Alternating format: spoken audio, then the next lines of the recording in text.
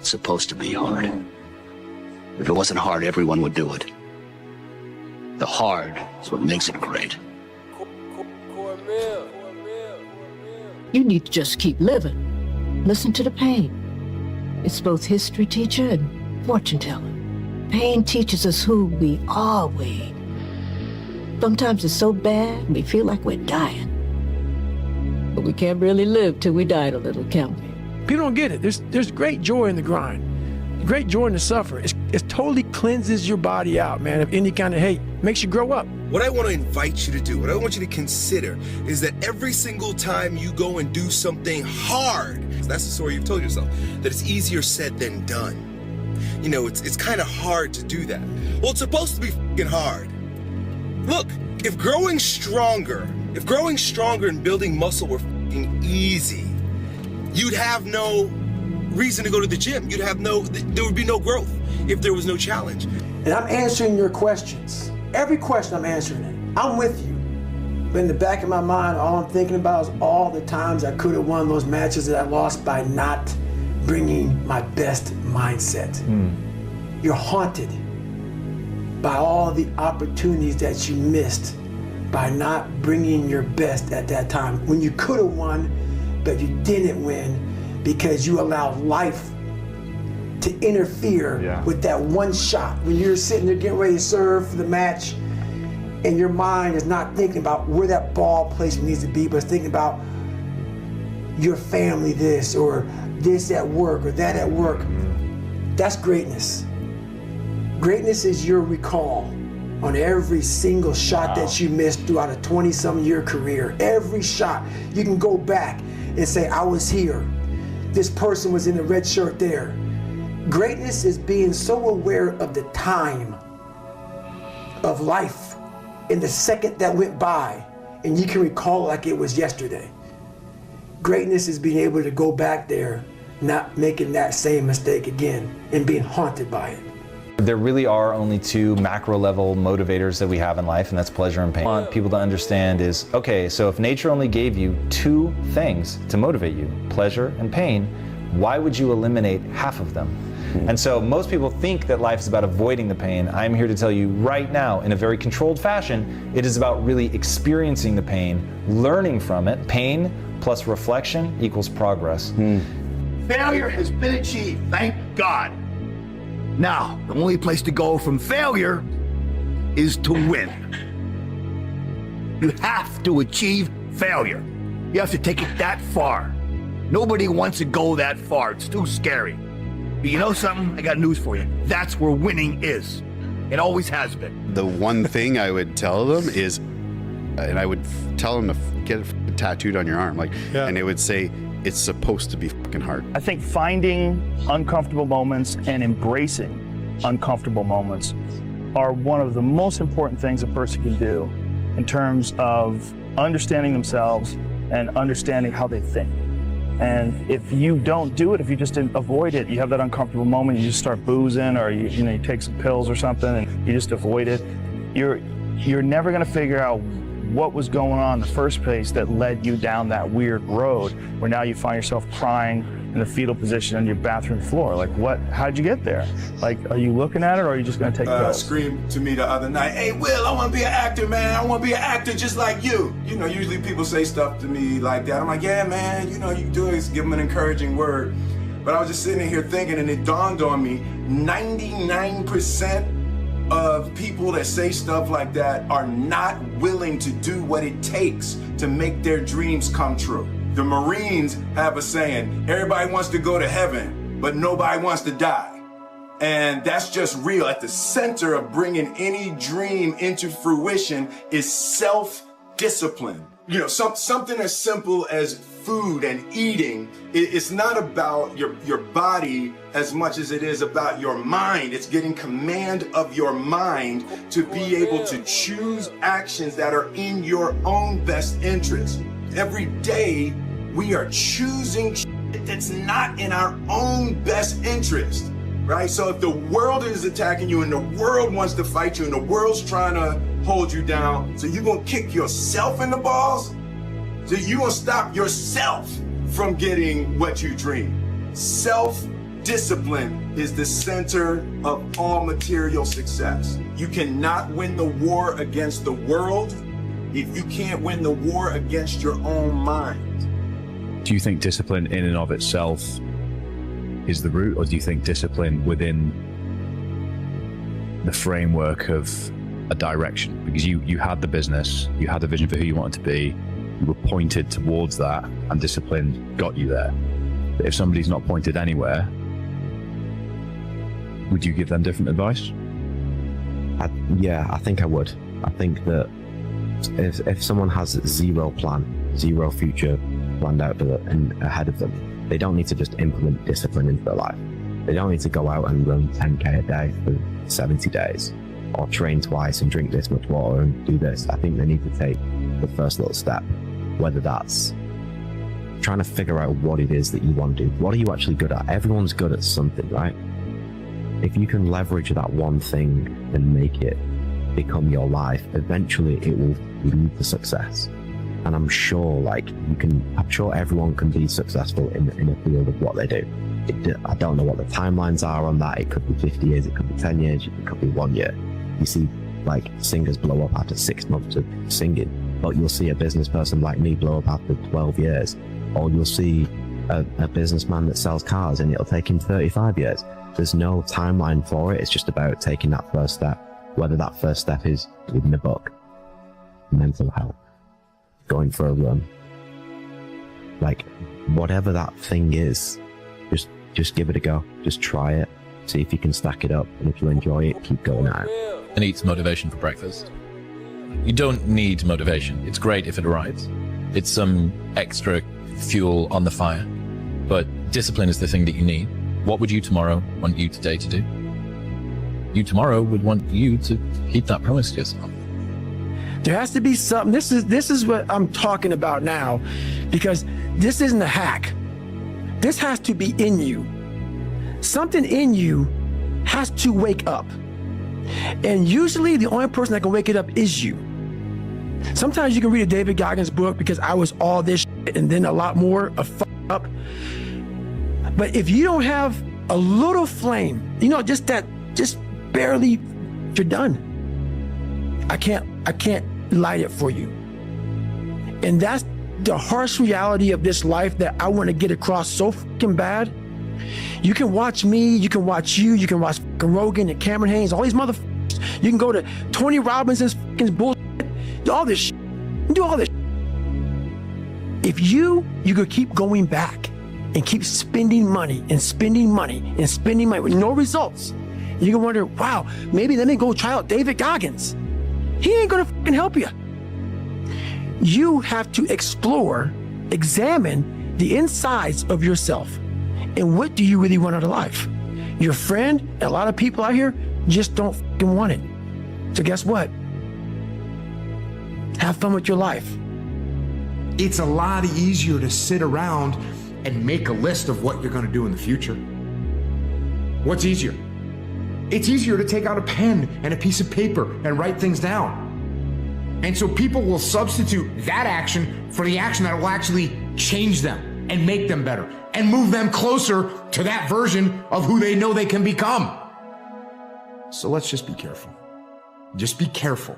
Be careful of getting caught in that planning phase of who you can become. Be careful of that planning phase, because the planning phase should be about 3 seconds long. And then it's time to go get after it. Make your move before you're ready. I'll tell you where big dreams go to die. They go to the planning place, preparing myself. And it's the biggest con job we work on ourselves. There are so many bones of big dreams in that graveyard where there's always going to be a set of reasons to wait. When you want to achieve the highest goal of all time, you are going to have to learn how to get your ass kicked all the way up that damn mountain. If I want to be way up here, it's going to take a bunch of small, micro failures along the way. But you have to understand that that is part of the process. The reality is, when you do things that are easy in life, you don't value them as much. When you do things that are difficult and that require you to dig really deep, then you value them more. It's easy to quit. It's easier to try something that's already been done before. It's harder when you don't know what the end result will be. It's harder when you face the uphill challenge and you deal with it, you face it head on. It's where you build confidence in yourself. That's where you build your own self-esteem. You know, things are given to you, you never have a sense of how difficult it is to actually earn it. Regret hurts more than discipline. Because when you're disciplined and you act on the things that you're supposed to do, you won't ever have to look back and say, dang, woulda, coulda, shoulda. So do it now so you don't have to do it later. The most powerful voice you'll ever hear is the one inside your own head, because that voice is often fueled by fear and insecurity. Your mind can remind you of the past. It can criticize you and make you question your self-worth, but you can change that. Don't be afraid to question the stories you create in your head. Focus on what you want, and you'll start to see opportunities where obstacles once were. You get up in the morning, what are you gonna do today? I'm gonna win today. Well, just by saying that you're gonna win today, you ain't gonna win today. It's a jungle out there. See, most of us, we come out to compete every single day. The jungle comes to win, because the jungle is always prepared.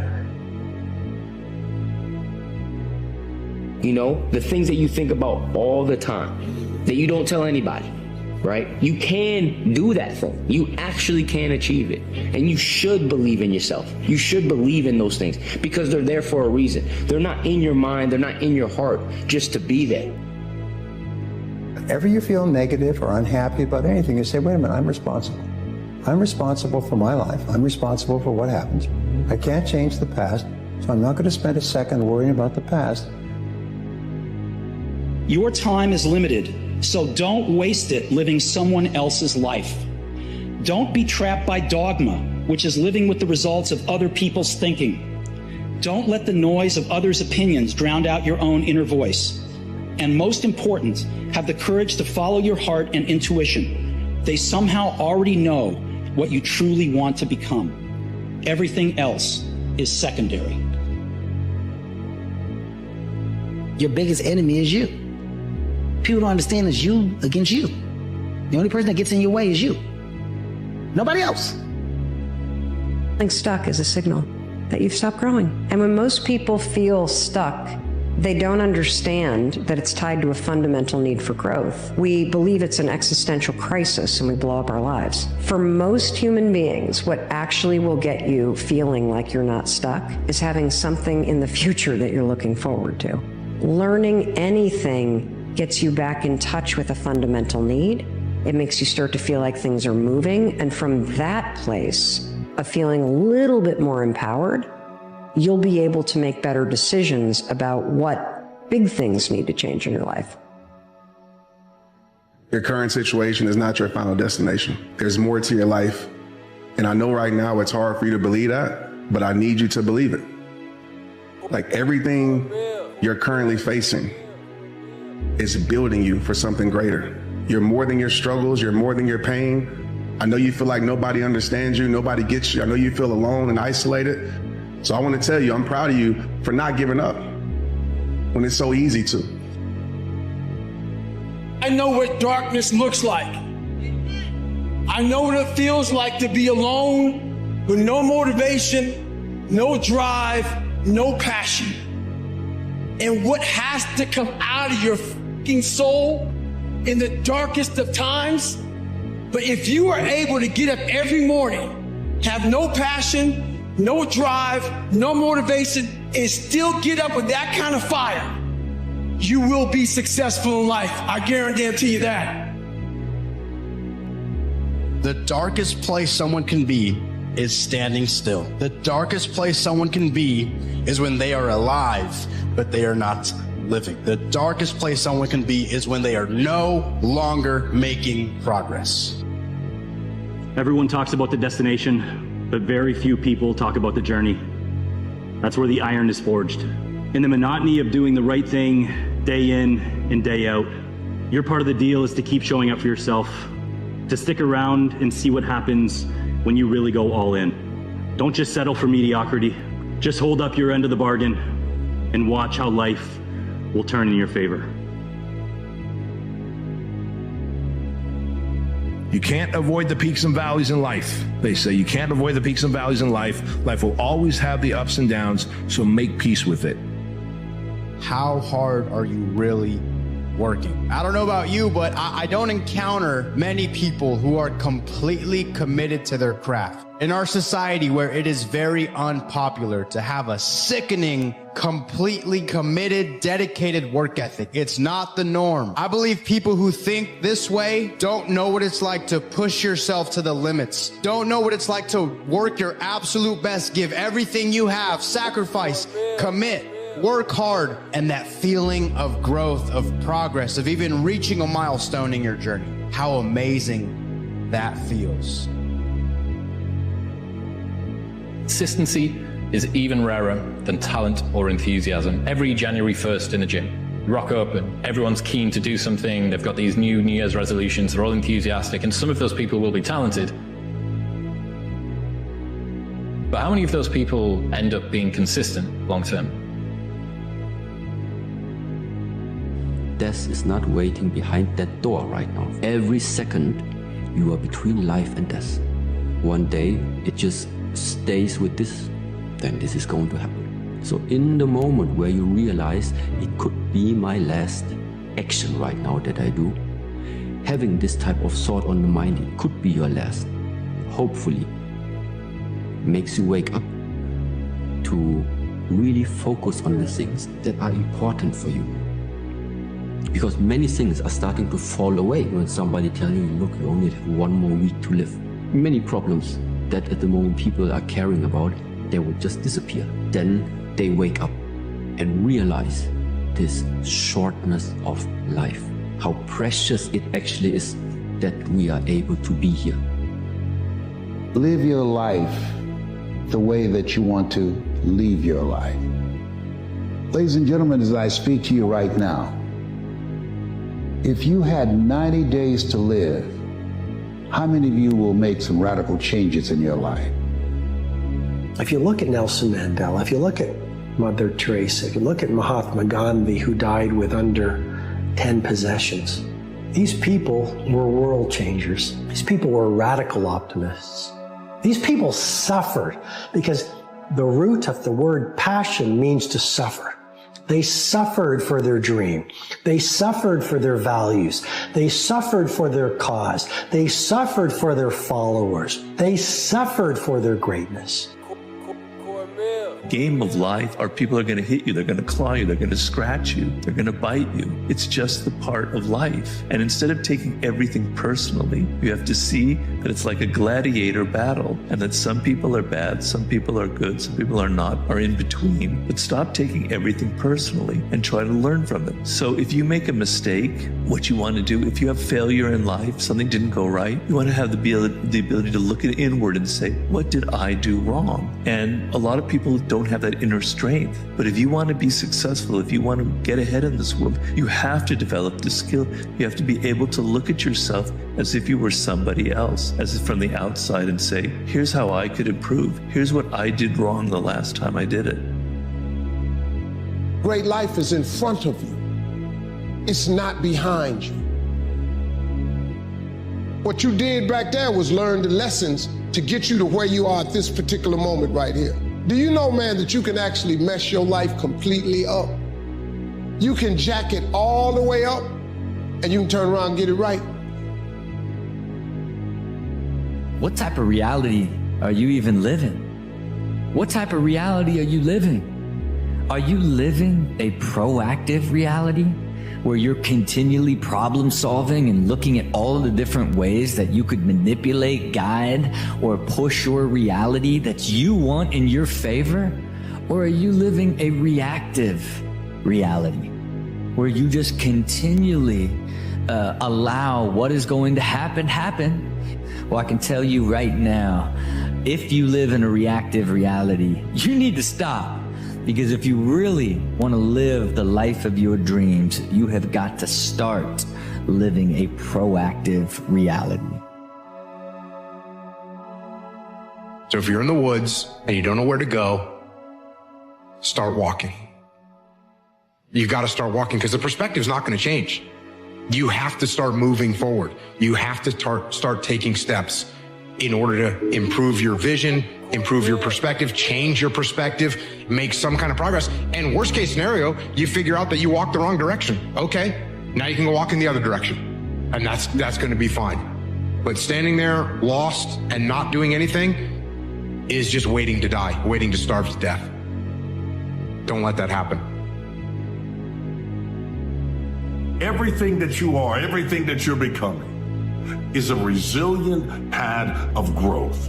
On that pad is a launch. That's where you take off. That's where you find out what you're really made of. It's not about waiting until the end and one day you'll go after it. Make today day one. Today is the day that I decided I wanted to be great, so I'm going to do it.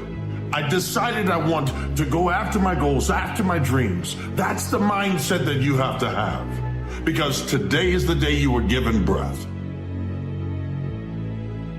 I'm here with a purpose and live on purpose. Not off of your resume of where you've been, but on the direction and understanding of where you're going. There's a call on you. It's time for you to answer it. Taking responsibility doesn't mean you blame yourself. It means you become accountable for everything that happened. Because it's the only way to improve. It's the only way to see real progress. If you're constantly blaming something else for your circumstances, it means you're giving up the opportunity to be in control. It might not be your fault, but it's your job to make the most of every situation and do the best with what you have. So do it. Take responsibility for all of it, because that's when things start to get good. You know, there comes a day, man. Everyone's gonna have this day. There comes a day where being average, being mediocre is just sickening to you. It's just sickening. It makes you want to throw up. Because you've seen people with far less talent than you. As you're growing up with them, their childhood buddies, whatever else, they didn't have what you had. Yet now they're become something that you haven't. There comes that day. It's either when you're young, you know, and it strikes you on the baseball field because you're sick of striking out, or it's when you get fired from your 5th job, you know, and your wife and kids are on your ass because you don't know how to support them anymore. There comes a day where push comes to shove, where being mediocre, being like average and just burns. It sucks so much. You can't deal with it one more day, and you get off your ass and you create something that's always been there. It's always been inside of you trying to come out, but you've never wanted to unwrap it because it's too much pain and commitment. You were scared you were going to fail. You were scared if you started, you never finish it. You didn't want to tell anyone about it. You knew it was there, but you never wanted to embark on it until something hits. You get fired or somebody else gets success, remind you of what you could have been. And then the spark is born. And no matter what happens, I'm never going to be in this boat again. And you get up and you go, even if it gets knocked down, you just keep going, you're a wild man. And life has never been so sweet. It's time to unwrap the potential you can be. It's within you. It's within every single one of us. And the people that have risen to that level were no different than any one of us. It's just they believed it and they were willing to work their ass off to get it. It wasn't about the potential. It wasn't about the genetics. It was about the perseverance. And it wasn't about being the hardest worker in the room. That's what got him there. And it didn't happen overnight. I'm not talented. It was life and death. Either you live or you die. Which one do you want, Tom? That was the decision. In the corporate life and in the gym. But if you want something bad enough, you can't let anybody tell you you can't do something. I'll repeat that. If you want something bad enough, you can't let anybody tell you you can't do something, not even yourself. A lot of days I'm like, oh, you can't do this, Tom. Bullshit! Let me show you. I mean, I would have arguments with myself. I could do it. People doubted me. I doubted myself sometimes too. But you know what? I watched Arnold fall down. Nobody remembers when he fell down. Arnold wasn't the glorified winner as he was in the first 70 through 75. He got up. I became a famous film star. He became governor. He kept getting up and getting up. I saw Trump do the same thing. I saw a lot of these guys I admired in business do it. And that's what it takes. To do anything successfully in life, you've got to want it as bad as you want to breathe. And if you want it that bad, if you're willing to give it that much, you get a big piece of what you want. And life and dreams do come true. Anything you want can happen, become a reality. I believe that sincerely, and I'll die on that thought. You know, you must hope and believe in yourself if you ever want to see what that hope can turn into, what that belief can turn into. By doing this every day, repetitively, those are the measures that lead to the big moments of success that everyone sees in life. No one sees the struggle in here. No one sees the hardship, the early mornings you get up. No one sees any of that. They just see if your hand's raised or not. And if it is, oh, what a great guy. Oh, I wish I could be that guy. I wish I could be that guy. But they're not clapping, wishing they could be you at 5 in the morning when you get out of bed, when it's pissing rain outside, to come and train for that hand to be raised. They don't want to be that guy. They just want the glory. And that's the differential of a champion. You know, in adversity, guys, is where you find character.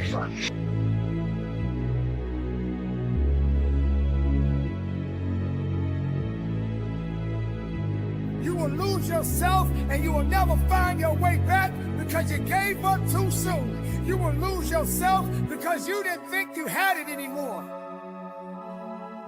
Battles are meant to fight. And you will fight each battle of your life. And some you will win and some you will lose. But if your heart is beating and your brain is functioning and your eyes are open, ladies and gentlemen, get out there and fight for your life. It's hard.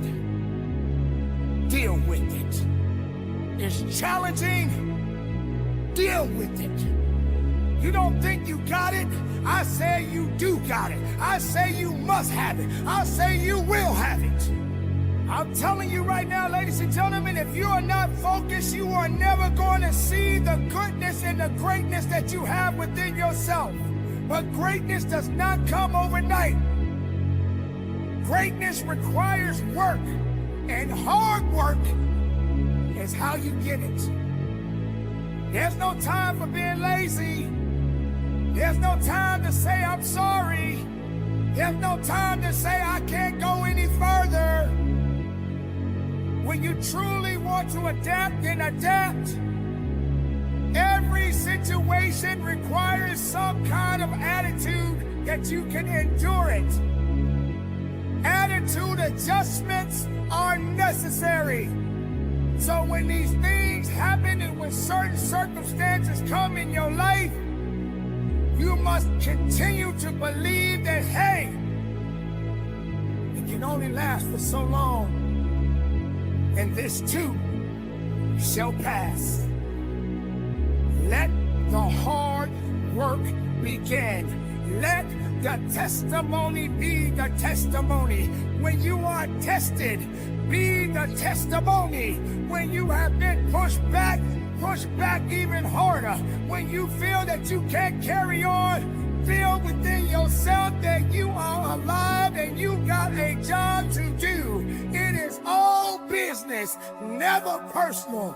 Be productive, be strong, be powerful. Hard work, never quit. And from the bottom of my heart, ladies and gentlemen, conduct your business.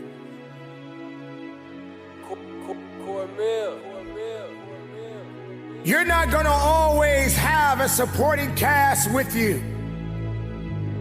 Not everyone is gonna stand with you. Not everyone is gonna support your ideas or your dreams. Sometimes, ladies and gentlemen, you just gotta stand alone. You got to go after it with your own mindset. You have to be truthful to who you are inside. Sometimes you just got to do it alone. When you're standing on your own 2 feet and the storm is coming in, you still got to stand. When it starts to get too tough for you and you don't seem to have the mental capacity to fight through the pain and the agony, you still got to stand. And sometimes you just got to stand alone. But being alone doesn't mean that you are all by yourself. It means that there's still something connected to you. You have some unique qualities that are attached to you. But do you have the ability to wake them up? We all have unique gifts. We all have special talents. We are born to do great things. Not everybody is going to stand with you. Not everybody is going to support you. Not everybody is going to be by your side. So when you're standing alone, make sure you stand with a pure heart, with a great mindset, with faith, with understanding that you do have something that you must do. Being alone gives you power from time to time. That does not mean that you are in it by yourself for a long time, but just enough for you to be able to rectify something within you. And when the time comes for you to get out and show out, there's nothing that can stop you, because you have developed something within you that no one has ever seen, maybe no one would ever understand. But as long as you understand it, then you keep going. You keep trusting. You keep believing. When it comes to the work ethic, that's when you have to dig deeper. That's when you have to work harder. That's when you have to shut out all the noise and all the naysayers. Sometimes, ladies and gentlemen, you just have to be quiet and listen to your passion. Listen to your heart. Listen to your truth.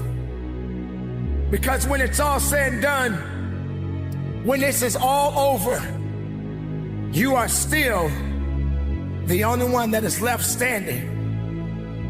Ladies and gentlemen, when you get to a point in your life and you feel that you have hit the end of the road, when you feel that you don't have the strength to carry on, then you have to find another source of power and strength. Wherever your mind is right now, if it's not building you up, if it's not making you better, if it's not making you stronger, you have to disconnect it. Learn to walk alone sometimes. Learn to be strong when you need to be strong. Learn to understand that not everybody will be with you.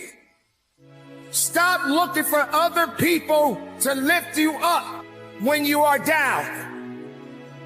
Remember, many people in the world got just as many problems as you do, if not more. Not everybody cares about your problems. Not everybody wants to hear your problems. Sometimes you just gotta say, you know what? It's up to me now. I have to be the one to take the steps. I have to be the one that make the mistakes. I have to be the one that may fail from time to time. But I mustn't never give up.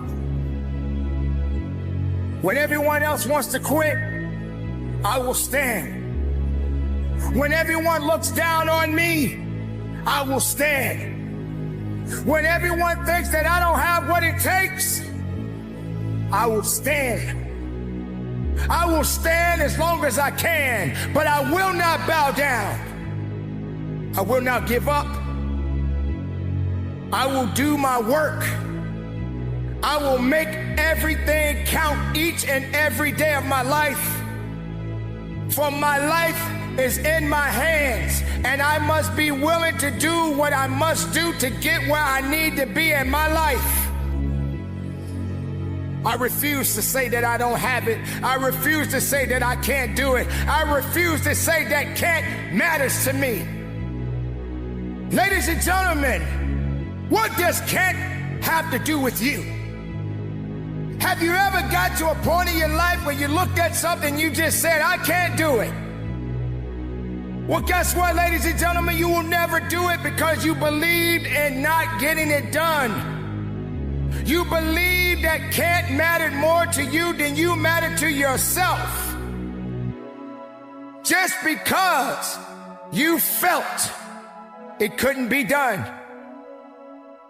You surrounded yourself with things that did not matter. You let other people and other obstacles stand in your way, and you refused to challenge yourself. You refused to say, this is my day where I must do what I gotta do for me, for my peace of mind.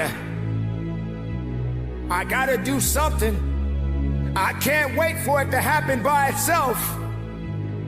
If I'm looking over here to the left side, if I'm looking to the right side, hoping for someone to rescue me, you're gonna be waiting a long time because other people got other things they gotta do for themselves. So when you're standing alone, make sure you have the right mindset within you to know that, hey, at the end of the day, I must stand. I must work. I must believe. I will fight. I will work. I will push. And I will never quit on me. This is the time where you must be able to get to a point that you've never been, to be able to get to a place that's never been seen before, to be able to believe that no one can touch you. Get inside of yourself. Get in tune with who you are. Trust in who you are. Stop doubting yourself. If you really want to be the best of yourself, then know that you are the best at what you do because there's no one like you. No one can do the things that you do. No one can stand like you do. No one can take away your power because your power belongs to you. So don't give it up. Don't give it to someone else. Don't let anything or anyone take away your power. Don't let anyone steal your peace of mind. Don't let anyone say that you are not worthy, because you are. As I said before, standing alone doesn't mean that you are by yourself. Know that there is a higher power. Let's be real, ladies and gentlemen. There is a higher power. There is something out there that got you here right now. I'm not talking about people. I'm talking about something that is beyond this universe. I'm talking about something that is good. I'm talking about something that is great. That is why you exist. Because none of us exist by ourselves.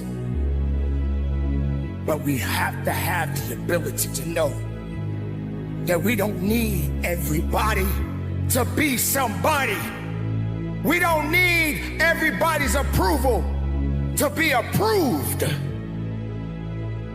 You just gotta know that your work and your mindset and your faith and what you do right now matters. How you pursue your life, how you go further in your life is what you put inside of your mindset and say, I am ready, I must go forward, and if I look back, I'm too distracted to see what's in front of me. So the challenges, let them come. Be tested from time to time. You may not always pass the test, ladies and gentlemen, but as long as you are breathing, you will be challenged. You will be tested. And sometimes you gotta just do it alone. So go on about your business. Be the best of yourself. Let not anyone hold you back. Because this is the day right now that you are above the nonsense. You are above the naysayers. You are above the negativity. Let it just be you. If it's just you, then let it be you. But don't you bow down to nothing. Because if it didn't build you up, don't allow it to tear you down. Carry on the good fight. Be strong each and every day of your life. And from the bottom of my heart, conduct your business. Hard times create hard men. Hard men create soft times. Soft times create soft men. Soft men create hard times. If you don't fail, you're not even trying. My wife told me this great expression. To get something you never had, you have to do something you never did. Failure has been achieved, thank God. Now, the only place to go from failure is to win. You have to achieve failure. You have to take it that far. Nobody wants to go that far. It's too scary. But you know something? I got news for you. That's where winning is. It always has been. Nothing's changed. Damn, Ron, come on! What's the matter with you? Tomorrow. Let's do it tomorrow. There is no tomorrow! There is no tomorrow! Les Brown's a motivational speaker. He made an analogy about this. He says, imagine you're on your deathbed, and standing around your deathbed are the ghosts representing your unfulfilled potential. The ghost of the ideas you never acted on, the ghost of the talents you didn't use, and they're standing around your bed, angry, disappointed, and upset. They say, we came to you because you could have brought us to life, they say. And now we have to go to the grave together. So I ask you today, how many ghosts are going to be around your bed when your time comes?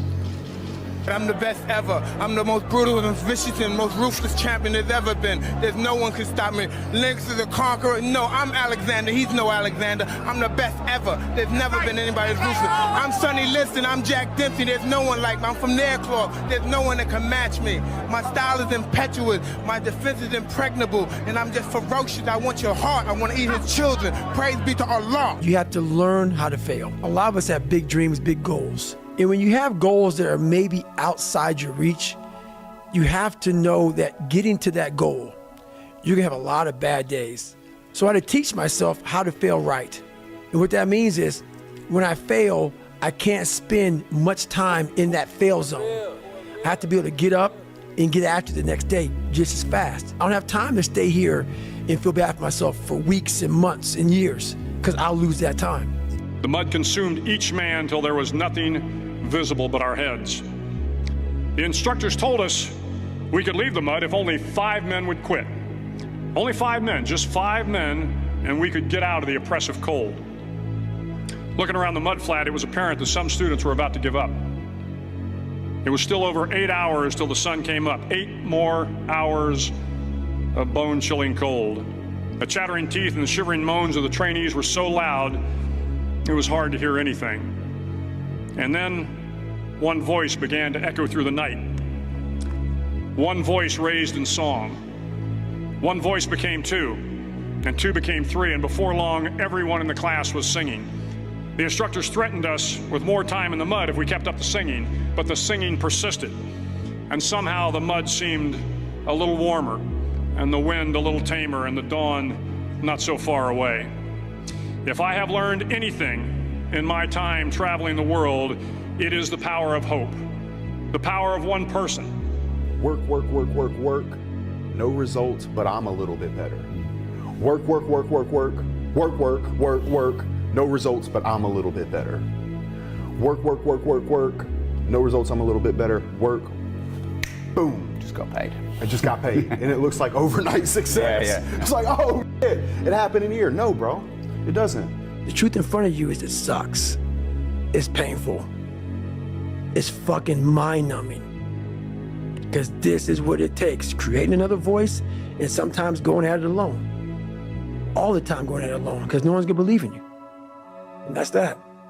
I love this game. I live this game. And there's 1,000 other guys waiting in the wings who are obsessed with this game. Obsession's gonna be talent every time. You got all the talent in the world, but are you obsessed? When you walk on that court, you have to think, I am the best guy out there. The hardest thing in life is figuring out who you are and what you want to do for the rest of your life. And once you figure that out, you wake up every day and you work toward it. It's impossible for you to fail if you know who you are, what you want to do, and you wake up every day and work toward it. When I seen that Bentley at the boxing gym and I seen that diamond Rolex, I said, I want that. And I knew what it took.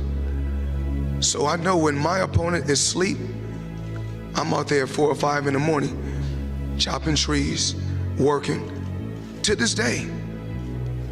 Because I can retire today. I'm well off, very comfortable. But I got the will to win. Take yourself out your comfort zone. Do not live in your bubble. Put some more air in your bubble. If you stay in your comfort zone, that's where you will fail. You will fail in your comfort zone. Success is not a comfortable procedure.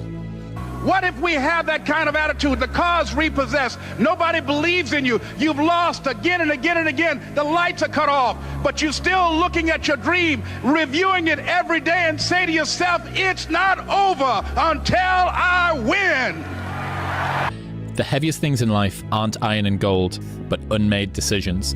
The reason you are stressed is that you have decisions to make and you're not making them. Embrace the process. And then by the time you get up in years, you can be a man that you're proud of.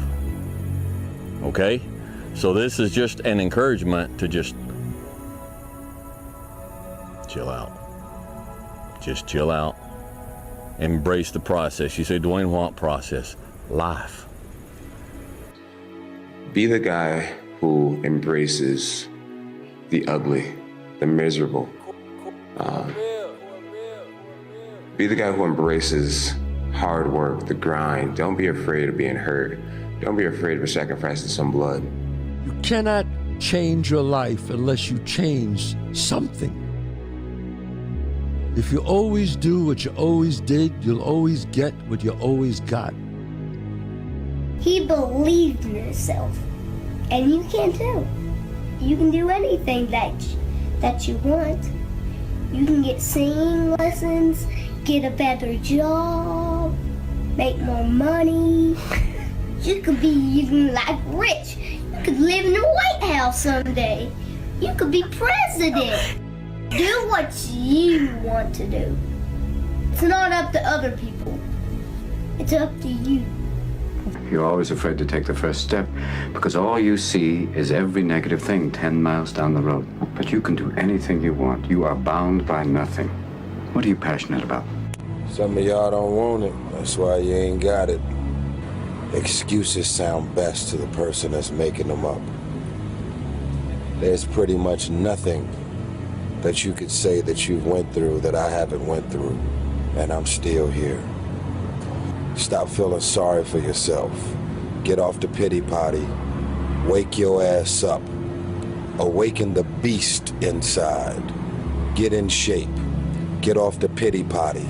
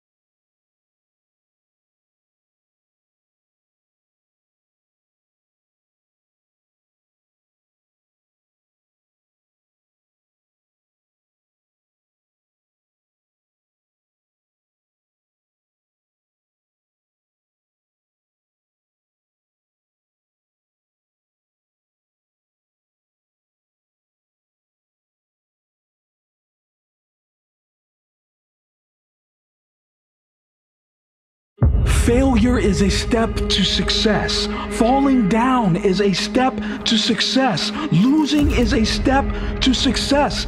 Pain is a step to success. But quitting is not.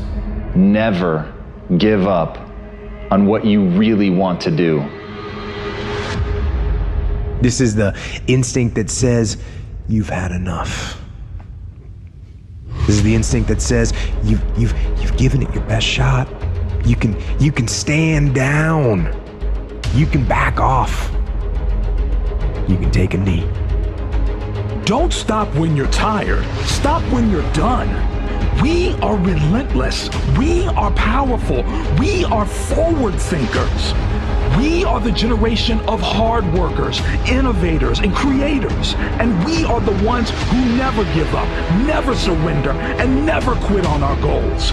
This is the instinct that says, you can rest now. Do not listen to that instinct. Do not listen. That instinct is a liar and wants to bring you down. You don't judge a person by where they stand in times of comfort and convenience. You judge them by where they stand in times of challenge and controversy. When you work for something, it gives you a different type of attachment to it. The harder you work, the harder it is to surrender. As long as we're willing to put the work in, we will get there in the end, as long as we never quit. This is all about the quitting mind. So what's the quitting mind? Let's say it's day one of a job interview. We all know what that fucking shit feels like. You have your clothes laid out. You got your fucking food ready to go in the morning. You've been preparing for weeks and weeks and weeks. You show up and you bring your best self. You get the fucking job. Merry fucking Christmas. All right. After a couple months, you start showing up to work a little later. You don't look as good. Your clothes aren't fucking laid out. Your breakfast isn't ready. Your mind's getting softer. We do that shit with everything in life. When New Year's coming up, guess what? Don't have a fucking quitting mind. Repetition every day. Stay hard. And if you ain't got more heart than me, if you ain't been working harder than me, if you ain't sacrificed more than me, I'm gonna destroy you. And I'm not retreating. I'm not running. I don't care what they say on paper. I don't care how many games you won. I don't care if you say we outnumbered. We live by this and we die by this. We don't retreat. We don't run. Every man must search his own soul. The biggest battle you will fight is with yourself. This battle will never go away. It's a fight you will have to battle for the rest of your life. You are the only person that can get yourself back up, but you're also the only person that can lie down and allow yourself to be defeated. Don't fail yourself today. Quitting is never an option. Don't fail yourself today. Because it's so many of our limitations are self-imposed, you know, and we set something up in our brain. We program our brain one way, and that's our limit. And until we can get past that and see what we're really made of and like get uncomfortable and experience pain, you don't really know what you're capable of. When you feel you've exhausted every option, remember you haven't. If I could count the amount of times I was told no, so I created the mentality in my head of taking no as no, not right now, not no, this isn't for you. If I had given up after the first time I'd said no, I wouldn't be here. And so it's just, you know, not letting someone dictate your future. If you believe in something so strongly and you want to do something so strongly, who's going to tell you to not do it? There's never a failure unless you quit. So if you keep going, there's not a failure, just keep changing and moving. The person with big dreams is more powerful than the person with all the facts. But it's not so much about the opposition and the adversity that we face as it is about the perspective that we have about the opposition and the adversity that we face. Meaning perspective drives performance every day of the week. How you view what you do will always affect how you do what you do. Don't stop when you're tired. Stop when you are done. Once a quitter, always a quitter. Prove them wrong. You are relentless. You will never stop. This isn't a game to you. This is life or death. People don't burn out because of what they do. People burn out because life makes them forget why they do it. Character supersedes talent every day of the week. No retreat, no surrender. We live and we die by this. Every man must search his own soul.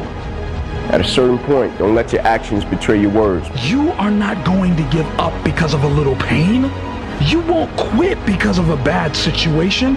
It isn't in your nature to give up on this. You don't stop when you're tired. You stop when you're done. You stop when you get the job done. You finish when you have done enough work to make progress. A little pain along the way is your rite of passage.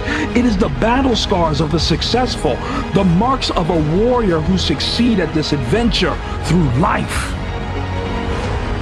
What will your scars say about you? How many battles will you pull through to come out the other side a winner? Come out the other side an ultimate version of yourself. Never give up on what you really want to do. And they'll say it's not your fault. And they'll tell you it's okay to stop. It's okay to settle. It's okay to give up.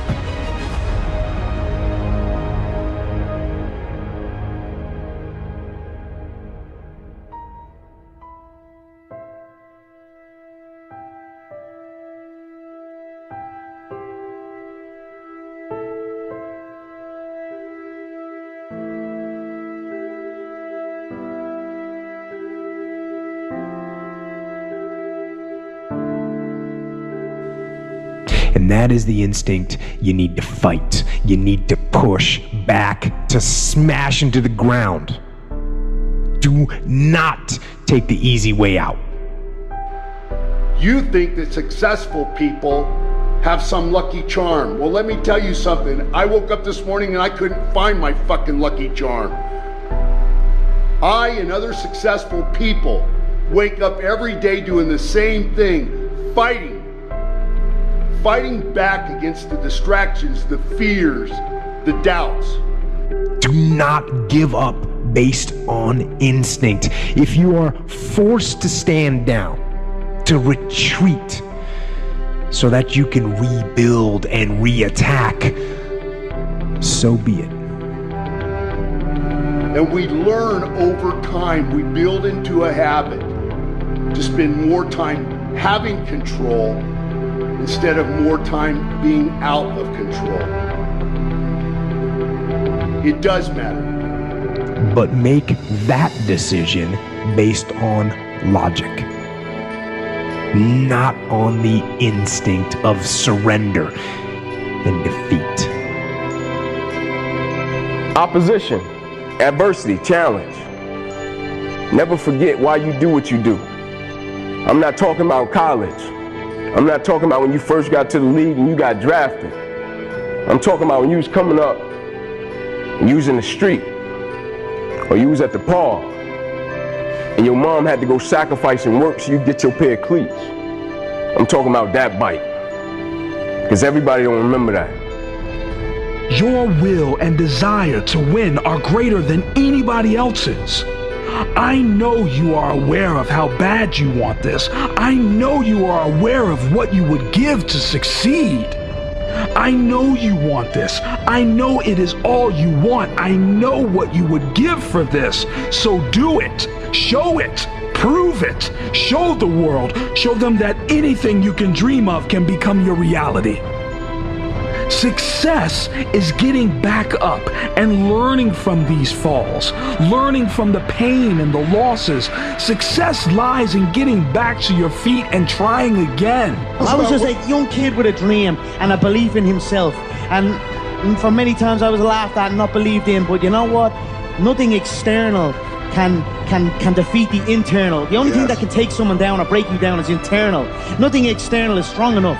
It's just about making sure your internal dialogue and your internal belief in yourself is strong enough that it can withstand the external. The external is there. You've got to accept it. You've got to embrace it. You've got to understand it and be aware of it.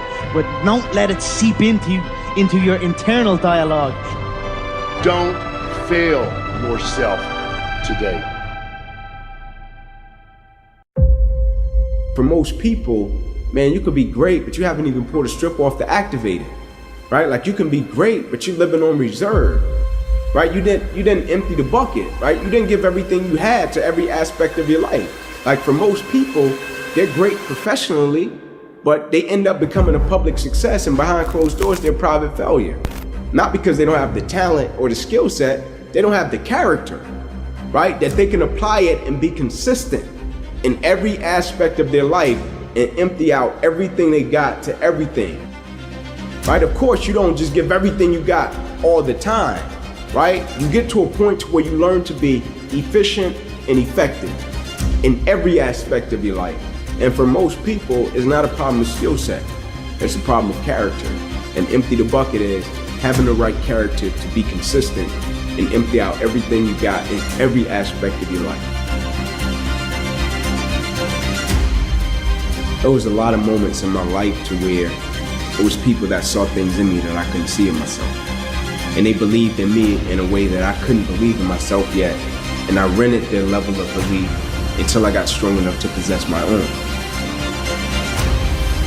Right? It's like when you're young and they see you, and it's like even when you start out doing what you're doing, you could be talented, right? And somebody older than you or more experienced than you can see you and know like, oh man, if he did this or if he does this, man, he could be great, right? And they can come to you and say, hey kid, man, you got something.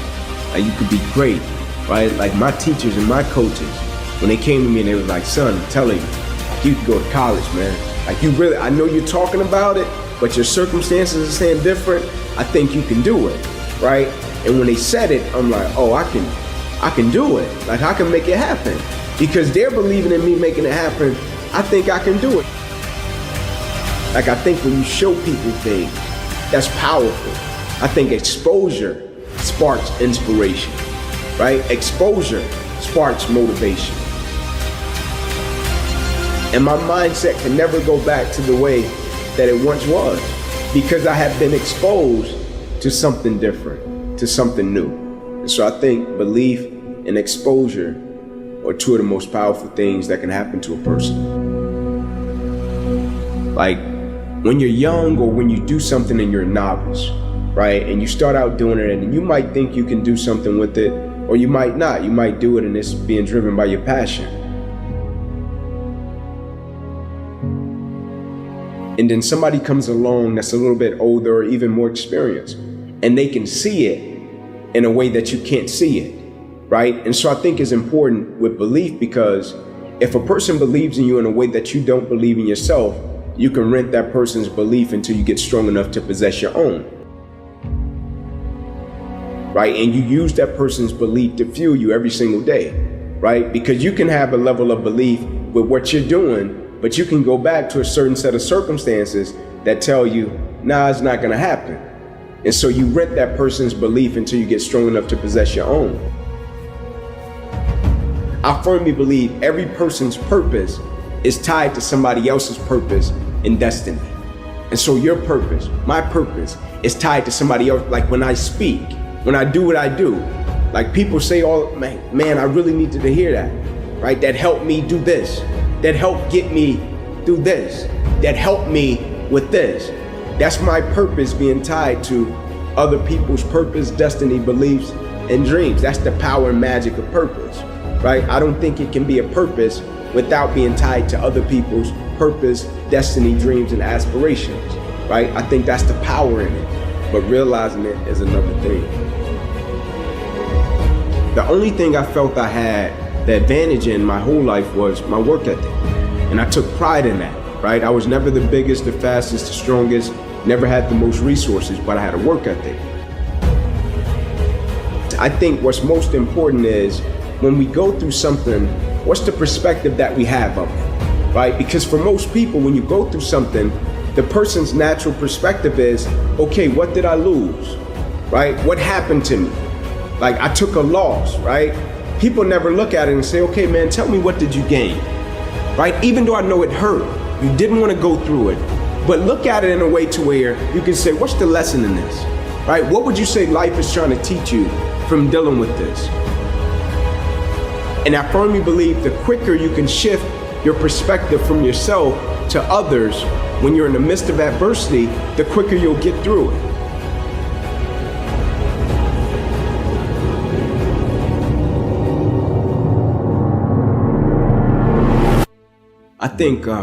I think having a purpose is that thing that makes us tick, that gets us up every day and gets us over the hump of opposition and adversity. And the reason that I champion adversity and opposition is because I think for the most part in life, people pretty much know what to do when things go right, right? Like when things go right, they know how to feel, they know how to act, how to react. But it's when that opposition and that adversity comes and it creates a level of misunderstanding, right? Now the vision is blurred. Now you don't have clarity about what you're supposed to do. Now you question if your existence matters. And I think when you have a purpose, it's powerful because in the midst of the opposition, it makes you realize that you've been put here for a certain reason. This too shall pass, right? And the reason I would say that is, like I said, I champion adversity, right? We know what to do when things go right.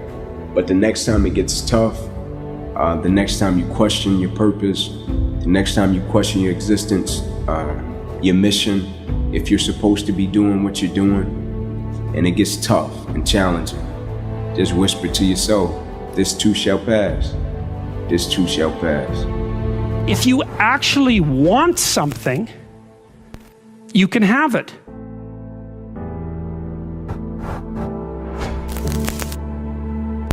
You have to treat yourself like you matter, because if you don't, then you don't take care of yourself, and you become vengeful and cruel, and you take it out on people around you, and you're not a positive force. None of that's good. So you suffer more, and so does everyone around you. And there's a malevolence that enters into it.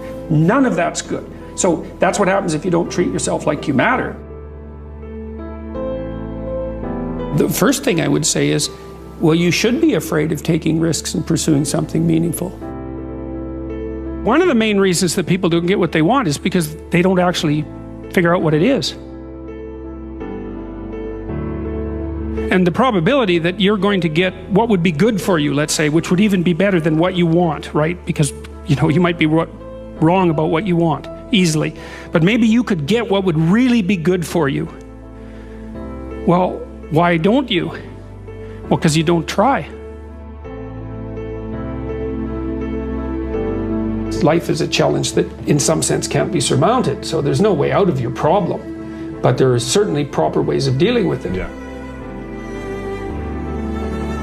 Sit on your bed one day and ask yourself,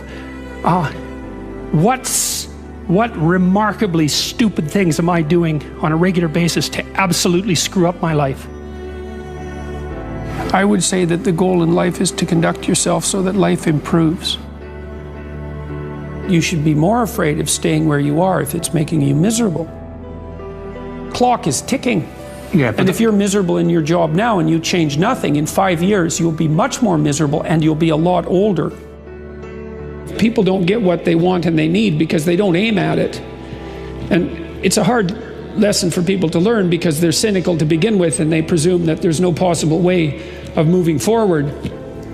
But it's not so unreasonable to assume that you're not going to hit what you don't aim at, or you're not going to hit what you aim at and don't shoot at.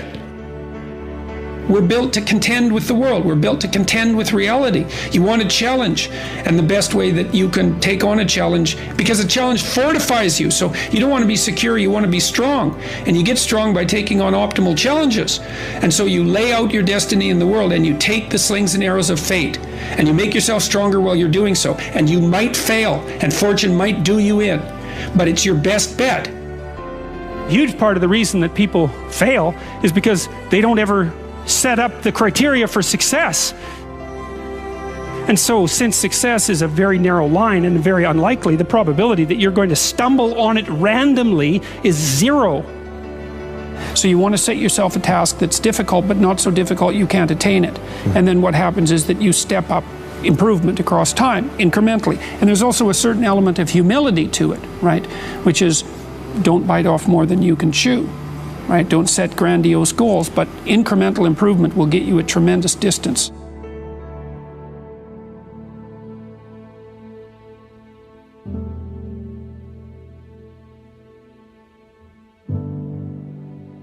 It's a luxury to pursue what makes you happy. It's a moral obligation to pursue what you find meaningful. And that doesn't mean it's easy. It might require sacrifice. If you need to change your job too, let's say you have a family and children and a mortgage, you have responsibilities. You've already picked up those responsibilities. You don't just get to walk away scot-free and say, well, I don't like my job, I quit. That's no strategy. But what you might have to do is you think, well, this job is killing my soul. All right, so what do I have to do about that? Well, I have to look for another job. Well, no one wants to hire me. It's like, okay, maybe you need to educate yourself more. Maybe you need to update your curriculum vitae, your resume. Maybe you need to overcome your fear of being interviewed. I think what you have to do, and this is part of humility, is you have to look around you within your sphere of influence, like the direct sphere of influence, and fix the things that announce themselves as in need of repair. And those are often small things, you know, and they can be like your room. Put it in order, because the thing is, it isn't exactly so important that your room is in order, although it is. What's important is that you learn how to distinguish between chaos and order, and to be able to act in a manner that produces order. 3 years from now, you can have what you need. You got to be careful about it. You can't have everything. You can have what would be good for you, but you have to figure out what it is, and then you have to aim at it. And when you're in the zone, you're expanding your skills in a manner that's intrinsically rewarding because you're succeeding. And so you want to set, if you're good to yourself, you think, okay, I need to set a goal, but I need to set a goal that someone as stupid and useless as me could probably attain if they put some effort into it. You know, if there are things about your life that are bothering you, or things about the world that are bothering you, then you want to decompose them into solvable sub-problems. You can do something as simple as just sit on your bed and think, okay, there's probably like 5 things I could do today so that tomorrow morning is slightly better than this morning was, at least I'm not falling behind. And those will usually be, it's like having to eat a toad in the morning, right? It's like, it's not going to be something you want to do. There'll be things you're trying to avoid. They're snakes, essentially. Compare yourself to who you were yesterday, not to who someone else is today. I've dealt with hundreds of people in my clinical and consulting practice, and we set a goal, we develop a vision, and work towards it, and things inevitably get better for people. So it's not a luxury, it's difficult. It's a moral responsibility, and it isn't happiness. It's not, the pursuit isn't for happiness.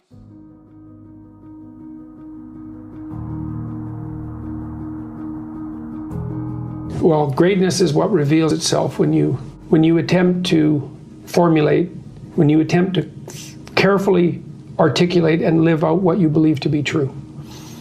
It just happens, because there isn't anything more powerful than truth. Right? That's the antidote to suffering, truth. If you ask yourself, instead of telling yourself, you know, what is it that I could do to set things more right today, that I would actually do? It's usually some small thing because you're not that disciplined, you know. Then you can go do it. Lay a disciplinary structure on yourself. Get the chaos in check. And then you can move towards a state that's freer.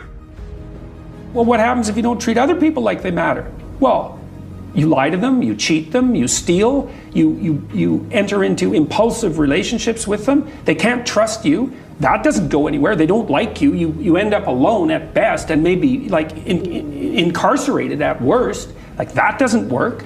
And so you watch the people around you who thrive, regardless of what they say. They act out the proposition that everyone matters. If you're hungry and you eat, well, that's good, but it's over, and then you're on to the next thing, right? It's not exactly sustaining, it's just necessary. That's called consummatory reward, by the way.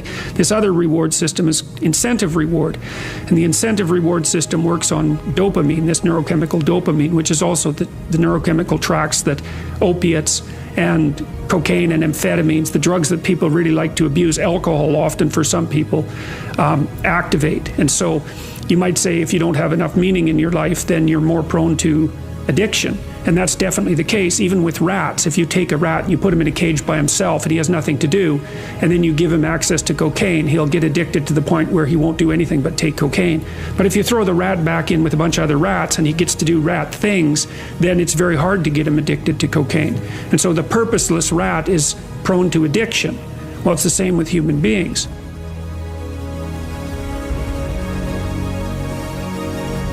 Kind of have this idea that you have a certain delightful, wonderful, positive freedom as a child, and then that's given up as you approach adulthood. But the truth of the matter is that you have a lot of potential as a child, but none of that is capable of manifesting itself as freedom before you become disciplined. And discipline is a matter of the imposition of order, and the order is necessary, especially for people who are hopeless and nihilistic. And lots of people are hopeless and nihilistic, way more people than you think. And part of that is because no one's ever really encouraged them. The magnitude of the reward you experience as you're moving towards a goal is proportionate to the importance of the goal. So that means the more important the goal you pick, the more possibility there is for the kind of reward, let's say, it's really a state of being that is life-affirming. And it is directly life-affirming in that, you know, like if you're in a football game and it's an important football game and maybe you break a finger, and you know, normally that's a problem. It hurts and you're going to stop doing whatever you're doing. But if you're right in the middle of the game, then you'll be so amped up on this reward system that it's analgesic. It stops the pain. It also suppresses anxiety. People have extracted unbelievable successes out of catastrophic failures. And I'm not saying that in a naive way. I know perfectly well what happens to people. You know, you're doing fine in life and then you get cancer, and then 6 months later you're dead. And all the heroism in the world isn't going to save you at that point. But that's not the point. That's not the point. Life is bounded by mortality, but that doesn't mean that you don't get out there and contend, and you develop by contending, and you minimize the net amount of suffering in the world. And that's something, man, that's something to do. I'd rather you hate me and get better than like me and stay the same. What do you stand for? What do you believe in? A lot of us are full of... I was one of those people back in the day, and sometimes I'm still full of shit. We think that we're working our ass off, working hard. You know, we've been working out hard in the gym for a month, but we haven't seen any results. So we get off down and poopy pants. You study for 30 minutes for a test, and you didn't do as well as you thought. What did you expect? You're not putting in the work. You have to do more. Everybody goes, what is your secret, man? What's your secret about business? What's your secret about this? What's your secret about that? You don't want the answer. The answer is, you see these hands? Hard work. Hard work, man. You have to look at suffering as almost like I look at failure. To succeed, you must fail. Learn from yourself, learn from life, learn from your failures, learn from your insecurities, learn from your self-doubt. The truth is the starting line. We live in a world that's very unauthentic. So who are you? What do you stand for? What do you believe in? There's a lot of successful people in this world who still feel empty inside. And they wonder why they still feel empty. So they try to make another million, 2 million, 3 million. Let's buy a new car, a new house, a new boat. Let's buy more of everything. At the end of the day, they still feel real empty inside. For me, I wasn't even successful, I just felt empty. So I was trying to hide my insecurities, my doubts, all this bullshit. So I was trying to dress up a turd. And when you try to dress up a turd, you're still a turd. It's like a turkey. You get a turkey for Thanksgiving. If you don't know what you're doing, you cook that mother without going inside and cleaning it out. You gotta clean the insides out before you start dressing it up. Same thing with life. If you don't get inside your soul, inside your heart, and fix it, be willing to go to war with yourself.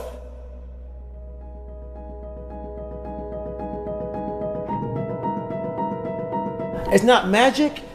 It's literally, you're gonna have to wake up. Yeah. And you're gonna have to sit there and say, today's gonna suck.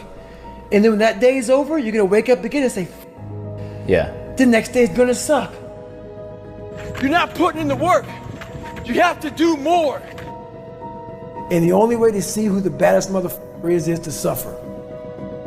You know, a lot of people don't like what I say. A lot of people hate that I cuss. A lot of people hate a lot of things about me. I don't give a. When you find out who you are, that's when you start living your life. Don't fit in just for the sake of fitting in life. Make sure that you have something to say it.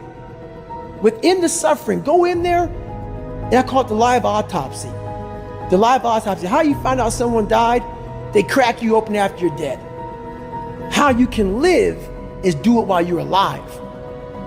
And the only message I want to get across to people is once you change one thing, your mindset, you can attack everything.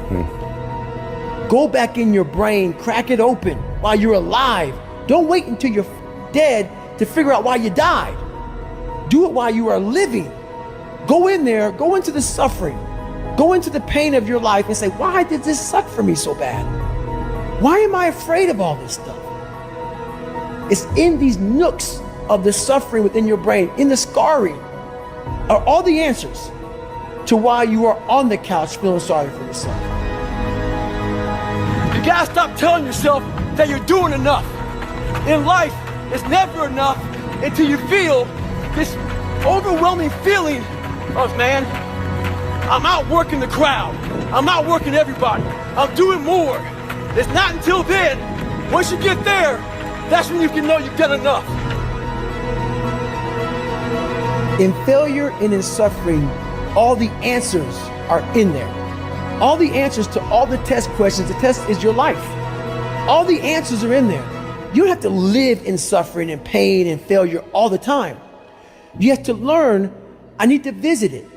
Like people hate working out. You're only gonna visit working out maybe an hour a day. 23 other hours of the day, you're not in it. But how you become in shape is you must visit suffering, visit working out 1 hour a day. All I wanted people to do in my life, I don't care about the money, I don't care about the fame, I don't care if all my followers go away tomorrow. I wanted a lot of people that doubted me to look like Apollo Creed did in that 14th round because I got back up repeatedly. And when you keep on getting back up like that, no matter how strong the person is that's beating the shit out of you, they eventually look at you and say, you know what, I'm tired. And I just want people to be tired. It's funny. I walk around, people come to me and they say, man, you're that Navy SEAL, you went through Ranger School, you were, Air Force TAC P. The funny thing about it that I think about is this. They know that part of me. This is the part I know about myself. I failed the ASVAB test to get in the military 3 times. In the Air Force, failed at pararescue. In the SEALs, it took me 3 times to get through Navy SEAL training. This is what I know about me. So what I'm saying is this, you can't live your life being afraid to fail. All those failures made me the success in the day. Most people who are failing are trying their ass off. I don't want to set out and say, oh, there's an A, we're good. It's stupid. No, I want to turn it in 1,000,000 times and say you failed. You failed. And I'll say, okay, roger that. And sit there and analyze what I'm doing wrong. Never forget to train your mind. Make sure in life you do what you have to do, say what you have to say, and live the life that you have to live. Don't walk around being a fake human being. Don't be scared to be who you are. Look at your audience who's criticizing you, first of all. Yep. They're not even in your world. Yes. You don't even talk to me. Yep. Block them out. Go to these places that people don't go to anymore because all this social media. everything's computerized. I want to go to that dark place in my mind and say, okay, how are we going to get this done?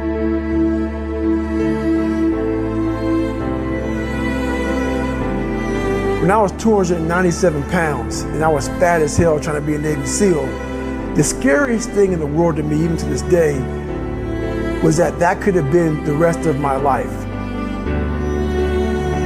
I thought then I was trying hard. And sometimes life is fucking hard. So when I first joined the Navy, I had to join the reserves because I couldn't get into active duty because I was so fat. So being a reservist, I got titled a lot of times as a weekend warrior. In the reserves, you work 1 weekend a month, 2 weeks a year. A lot of us live our lives that way. We can't work out without purpose. The biggest purpose in life isn't all that. It's how you respect yourself, how you look at yourself. That's an everyday journey. You're not working your butt off hard enough. You're not trying hard enough. We all think we're trying hard, but what are you gauging that off of? In life, a lot of us work our ass off, trying to get to a better place, a place that makes us feel better about ourselves. But guess what happens? Once you get to the actual event, your mind isn't ready. Your mind's not prepared. You've been studying, you've been training, you've been working out, but your mind's not prepared. Story for you. When I was 19 years old, I was going through the Air Force trying to be a pararescueman. I was doing push-ups, sit-ups, swimming. I was doing all this, knocking out of the park. One of the best in the class. But the second obstacle got in my way, I wasn't prepared for it mentally. So every day you should be getting after it. We look at determination, self-discipline. We look at hard work. All these terms is almost like we dread them. Almost like a fucking punishment. Those are the biggest words of all time as far as respecting yourself. Trying hard is something in your mind just doesn't stop. Only those people who have been there 1,000,000 times in their minds and have suffered 1,000,000 times and realize my legs may break, my knee may break, and accept that.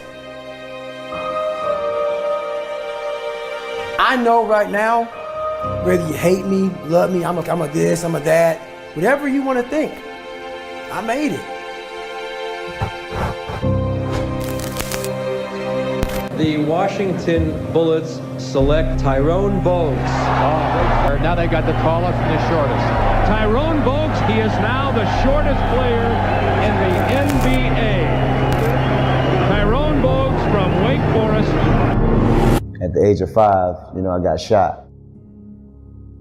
Growing up in the city of Baltimore was challenging. As a kid, it was a lot of drug-infested areas in our neighborhood, a lot of shooting, a lot of violence. Unfortunately for me, at the age of 5, I got shot. Being outside, being at the wrong place at the wrong time. My mom and dad was going crazy, not knowing that I was outside, and then knowing that, I was one of the kids laying out there with a couple buckshots all over his body was very frightening and scary for them as well as myself. But it was our life. It was a man of growing up. I mean, no one thought they have a life expectancy past 20, and which was very strange, knowing that was the case. But that was the mindset back then, because we had a lot of guys at a young age dying, mainly because, they wanted that fast money. They wanted to get into that world a lot sooner, and they wanted to, possibly take care of their family as well as to try to provide for their household. So, people did all sorts of things in terms of trying to make ends meet. But luckily that we had a game called basketball and sports.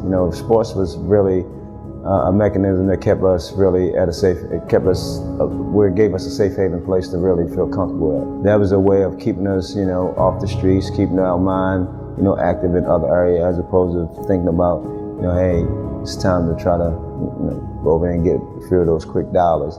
At that time, I had no inkling or no idea that, I wanted to pursue this as a career. It was just a hobby. It was just something that I wanted to do. But unfortunately for me, being small and trying to play a sport that didn't know at the time was supposed to have been meant for a big or taller player, you know, we got a lot of criticism from it, you know, a lot of backlash, a lot of name calling, you know, which could affect which confidence. Well, at the beginning, you know, it was challenging, it was tough, you know, many days, many nights going home, just crying to my mom and just telling her how cruel the kids are out there and, you know, how mean they were. I wanted it all. You know, I wasn't just going to satisfy with what someone else had planned for me.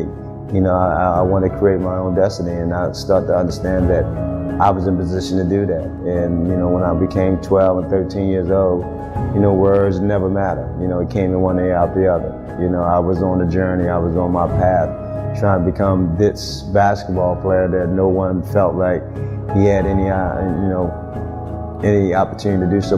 Little jokes that was out there, you know, if you're short, you know, you need to be sitting on the curb with your feet swinging off, you know, we could put you in the drawer when we're traveling, you know. As they said, growing up as a kid, when they say sticks and stones may hurt your bones, but words would never hurt you. It's not true. Words will hurt you now, and they killing folks, so words are very powerful. And, you know, that was very deterrent at the time, but it didn't distract me. Because your heart, you know, it measured. It pretty much doesn't have a height to it, you know, pretty much set the tone of who you are and what you're able to accomplish, you know, and the height factor was the game of basketball. So, you know, my heart was bigger than my height. So I didn't have no second or no hang-ups on believing that I belong with, you know, the best of the best, you know, because my heart was just as, you know, just as big as theirs. Things that happened to me in my life allowed me to reflect and allowed me to resonate who I am, you know, especially when I got shot. You know, those things became so clear in terms of, hey, I almost wasn't here, you know, so why I have to worry about what someone else said that could hurt me and deteriorate me from becoming who I want to be. So, you know, that changed my mindset. You know, I remember early on when I used to go down on the court with my basketball and hearing all the words and hearing all the, you know, the criticism about me being short. But after I got shot, I remember going back down there and hearing those same criticism about myself, but it didn't have the same impact. You know, it went in one ear, out the other, as I alluded to earlier. Everybody has some sort of opinion about who you are. Don't give them that platform, don't give them the ammunition. That's their opinion. Don't mean that it's true about who you are. So, you know, anything is possible. Positive thinking is also translates to that. Everything happened for a reason. No regrets. All the negative things that happened, I'm thankful for it because I learned, hopefully I learned from those situations. And all the positive things, I'm humbly grateful that those were able to take place and still striving to be the best I can be. And, you know, going forward, hopefully I can encourage some kids to be the best they can be. We're all human beings. Treat one as you would want to be treated.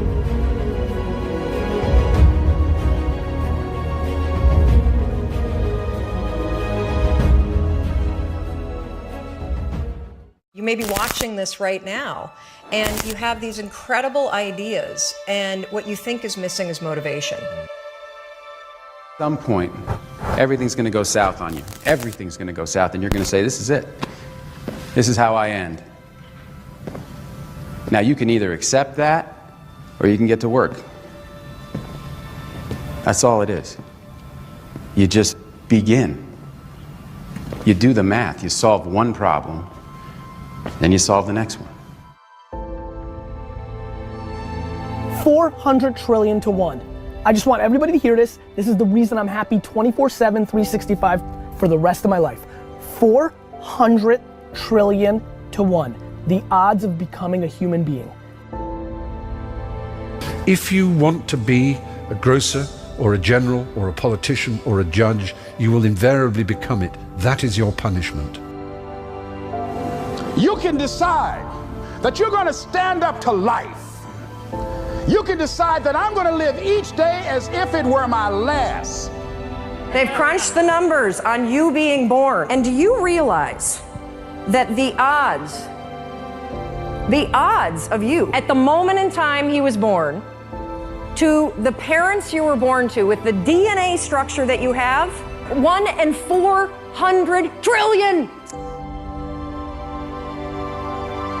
If you never know what you want to be, if you live what some might call the dynamic life, but I will call the artistic life, if each day you are unsure of who you are and what you know, you will never become anything, and that is your reward. If you can keep your head when all about you are losing theirs and blaming it on you, if you can trust yourself when all men doubt you, but make allowances for their doubting too, if you can wait and not be tired by waiting, or being lied about, don't deal in lies, or being hated, don't give way to hating. 1 and 400 trillion. All day long you have ideas that could change your life, that could change the world, that could change the way that you feel. And what do you do with them? Things we've worked the hardest for, we value the most. So I think, you know, the purpose of a goal is not getting it anyway. The purpose of a goal, you know, is who you become. Who you become is going to make you happy or it's going to make you sad. So I'm not looking for an effortless approach. It's too late to be scared. Not had an encouraging bloody word, a real encouraging word in their entire life. It just takes a little bit of encouragement and care so that they're willing to set themselves straight to some degree and start trying. It's just a catastrophe that's so rare in their lives. That if you're doing something that you're not totally committed to, if you're doing something that you're not totally passionate about, you're compromising yourself every day. Some people want to do ultra races. They're starting to PR during training. Some people want to be a lawyer or a medical student, so they're taking these practice tests. But guess what happens? Once you get to the actual event, your mind isn't ready. Your mind's not prepared. You've been studying, you've been training, you've been working out, but your mind's not prepared.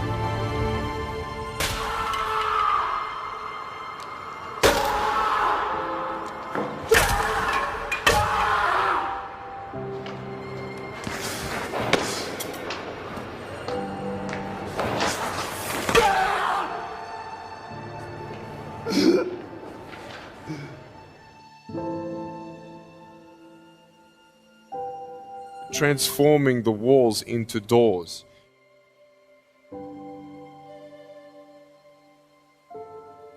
Changing obstacles into opportunities.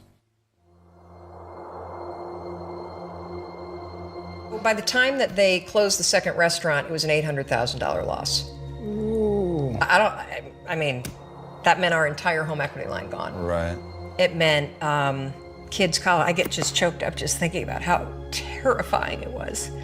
And so I found myself at the age of 41, like, just feeling like a complete failure. Because the way that our minds are wired, and the fact about human beings is that we are not designed to do things that are uncomfortable or scary or difficult. Our brains are designed to protect us from those things because our brains are trying to keep us alive.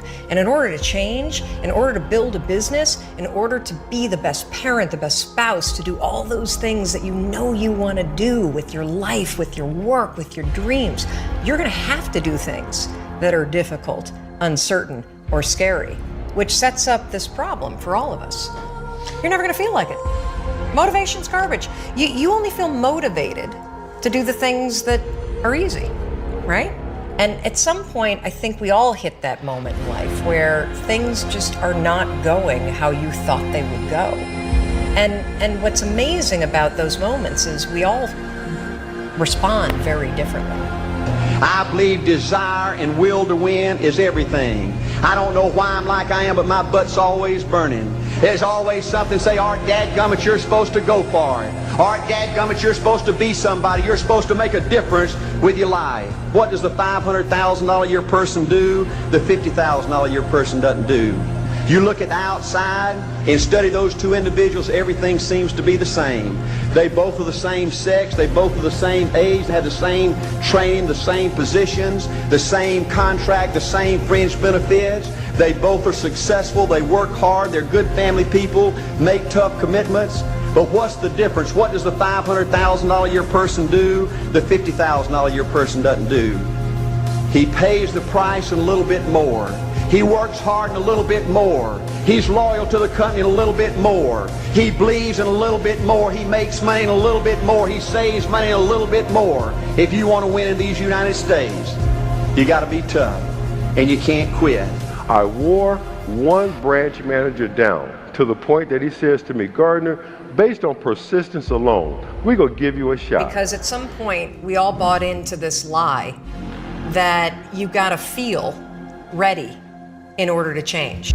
You know what? You said I couldn't do it, but guess what? I start in 2 weeks. We bought into this complete falsehood that at some point you're going to have the courage, at some point you're going to have the confidence, and it's total bullshit.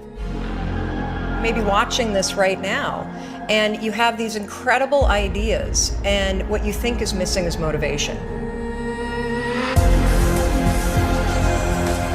Failure is part of life. The difference for me, though, is I look at failure as a stepping stone to success. It's a speed bump. Every time you learn something, you learn because something you did didn't work. And that exposes you to the part of the world that you don't understand. Every time you're exposed to a part of the world that you don't understand, you have the possibility of rebuilding the structures that you use to interpret the world. I know I'm going to fail, but it's not failure if you learn something. And so every time I do, it just becomes a way for me to explain to someone else what it takes. That's often why it's more important to notice that you're wrong than it is to prove that you're right. People don't value what they don't fight for. Baby steps count too, as long as you're going forward. And one day you add all those baby steps up and you might be surprised at where you can get to. People have an unbelievable capacity to face and overcome things they don't understand. And not only that, that's essentially what gives life its meaning. The Buddhists say life is suffering.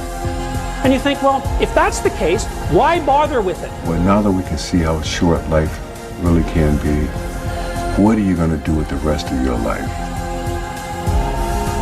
That's a trigger. That's the biggest trigger that I have ever experienced. What are you going to do the rest of your life? The cavalry ain't coming. You got to do this yourself. Ain't no backup. Okay?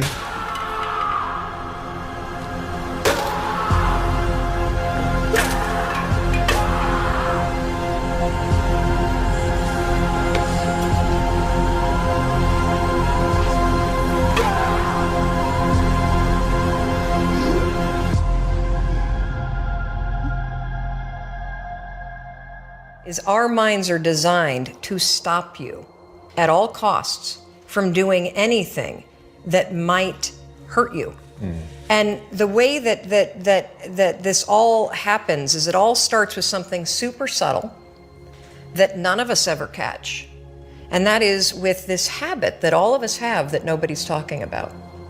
We all have a habit of hesitating. We have an idea, you're sitting in a meeting, you have this incredible idea, and instead of just, saying it, you stop and you hesitate. Now, what none of us realize is that when you hesitate, just that moment, that micro moment, that small hesitation, it sends a stress signal to your brain. It wakes your brain up, and your brain all of a sudden goes, oh wait a minute, why is he hesitating? He didn't hesitate when he put on his killer spiky sneakers. He didn't hesitate with the really cool track pants. He didn't hesitate with the NASA t-shirt. Now he's hesitating to talk, something must be up. So then your brain goes to work to protect you. It has a million different ways to protect you. One of them is called the spotlight effect. It's a known phenomenon where your brain magnifies risk. Why? To pull you away from something that it perceives to be a problem. And so you can truly trace every single problem or complaint in your life to silence and hesitation. Those are decisions. And what I do and what's changed my life is waking up and realizing that motivation's garbage. I'm never going to feel like doing the things that are tough or difficult or uncertain or scary or new. So I need to stop waiting until I feel like it. And number two, I am one decision away from a totally different marriage, a totally different life, a totally different job, a totally different income, a totally different relationship with my kids. Your life comes down to your decisions. And if you change your decisions, you will change everything. What makes life powerful and meaningful and substantive is the expiration date. You do what you love doing and you do it well, then everything should sort of fall into place. If we were to live forever, we could be slowful and lazy and indifferent because we'd have forever to get it straight. But the fact that the clock is ticking puts a sense of urgency on each and every one of us. And I know you're saying, well, I'm 20, I don't need to hear. Yeah, you do. You need to hear that because you won't be 20 long. So many of us choose our path out of fear disguised as practicality. What we really want seems impossibly out of reach and ridiculous to expect, so we never dare to ask the universe for it. I'm saying I'm the proof that you can ask the universe for it. In a few months, you'll be 21 and 2 and 3 and 4 and 5, and it's ticking on everybody. Procrastination then becomes an enemy because we cannot afford to procrastinate with a time that we do not have. Most of us right now are looking at where we are with a certain degree of disdain, expecting to have gone further than where we are by now. We look back and wonder, was I really a good steward of the time that God gave me? Imagine, if you will, being on your deathbed and standing around your bed, the ghost of the ideas, the dreams, the abilities, the talents given to you by life, and that you, for whatever reason, you never acted on those ideas. You never pursued that dream. You never used those talents. We never saw your leadership. You never used your voice. You never wrote that book. And there they are standing around your bed, looking at you with large, angry eyes, saying, we came to you, and only you could have given us life. Now, we must die with you forever. Did I really maximize my life? And the question is, if you died today, what ideas, what dreams, what abilities, what talents, what gifts will die with you?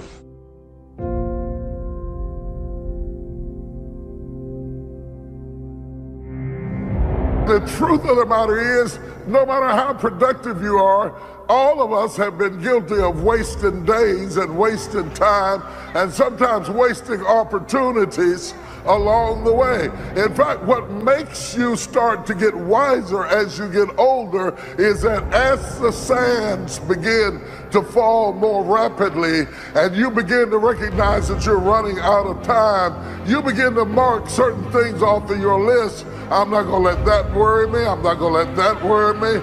This was not important. I'm not going to do that stupid thing again. I don't have time to make that mistake. I've got to redeem the time. I got to make it count. I cannot mess this up.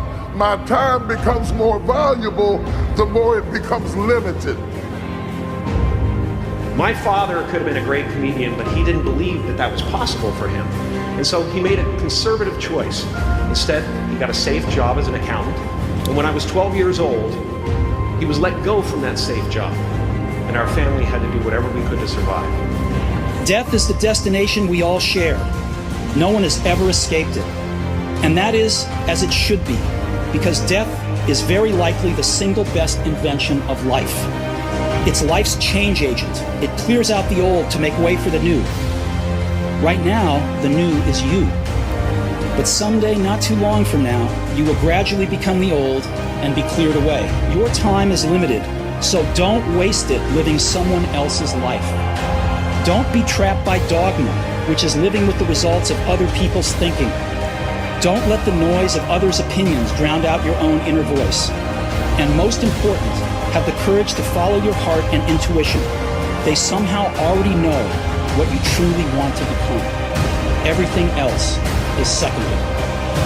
I learned many great lessons from my father, not the least of which was that you can fail at what you don't want. So you might as well take a chance on doing what you love. What makes life powerful and meaningful and substantive is the expiration date.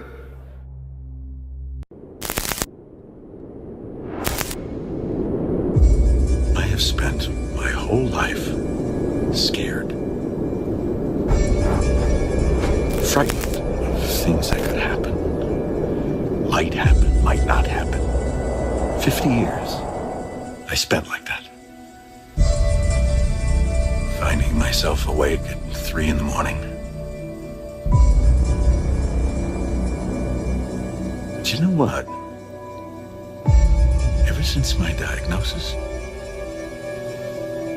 I sleep just fine. My history did not have to become my future.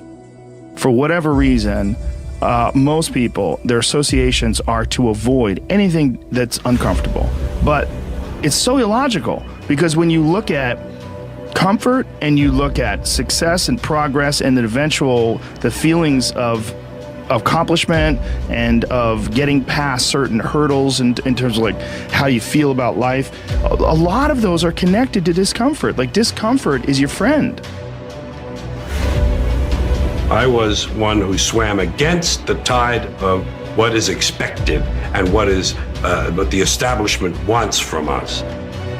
I began to see the possibilities of not being where I was. I came to realize it's that fear that's the worst of it. That's the real I will stand. I will put both of my feet in the ground. And I will stand for something, because if I don't stand for something, I'll fall for anything. If you live your life just acting constantly on the momentum of other people's expectations, of you wanting to be liked by these other people. So, get up. Get out in the real world. Even we heal as a team, we're going to come inch by inch, play by play, till we're finished.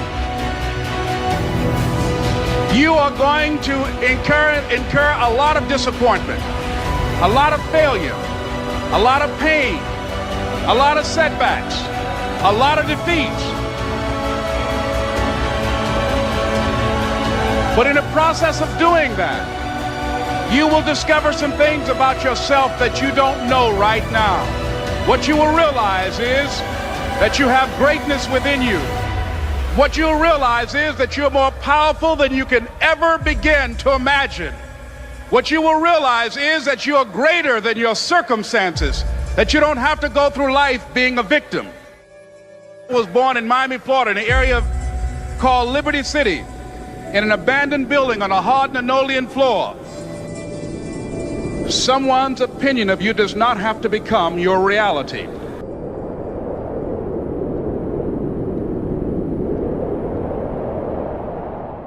I mean, if you want this, if you want bling bling, if you want to buy the jets, if you want to do work, that's how you get it. How do you get money to do what you love? You don't, right? I lost a load of money when I started doing what I loved. What you do is you position yourself to succeed. So for example, if you're doing something else and you want to do this thing you love, you do it after hours. You work 9 to 6, you get home, you kiss the dog, and you go to town. Right? I mean, you start building your equity and your brand and whatever you're trying to accomplish after hours. Everybody has time. Stop watching Lost. The reason people aren't patient is they value other people's opinions too much. You need to bet on your strengths and don't give a f about what you suck at. Way too many people in this room are gonna spend the next 30, 40 years of their lives trying to check the boxes of the things that they're not as good at, and that you're gonna waste a load of time and lose.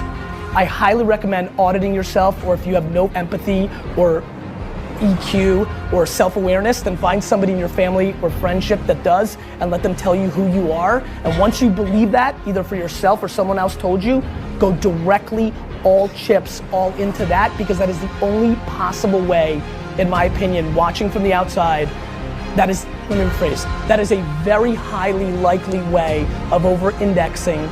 Because the truth is, if you want to be an anomaly, you've got to act like one. I think there's massive confusion around entrepreneurship. Entrepreneurship sucks. I mean, it's lonely, it's high risk. I mean, I can't live without it, but it's like a bad boyfriend, right? Or girlfriend, right? There's a ton of bad days being an entrepreneur. Not to mention 98% of entrepreneurial ventures are gonna fail. So there's gonna be a really bad day in your future. Ability to adjust is the entire game. Like, I'm so proud that I change my mind every day. My dad used to get so pissed when I was building Wine Library. He would always be like, he would say like, 3 months ago you said Ricky was gonna be the best employee. I'm like, I changed my mind. He should fire him. Or he's like, you said sparkling wine was important, now you just eliminated it from the key spot. I'm like, I changed my mind. Like, my ability to only be comfortable in massive chaos has been my biggest asset as an entrepreneur. Like, I would never take a note. Like, that scares the piss out of me what these 3 people are doing right now.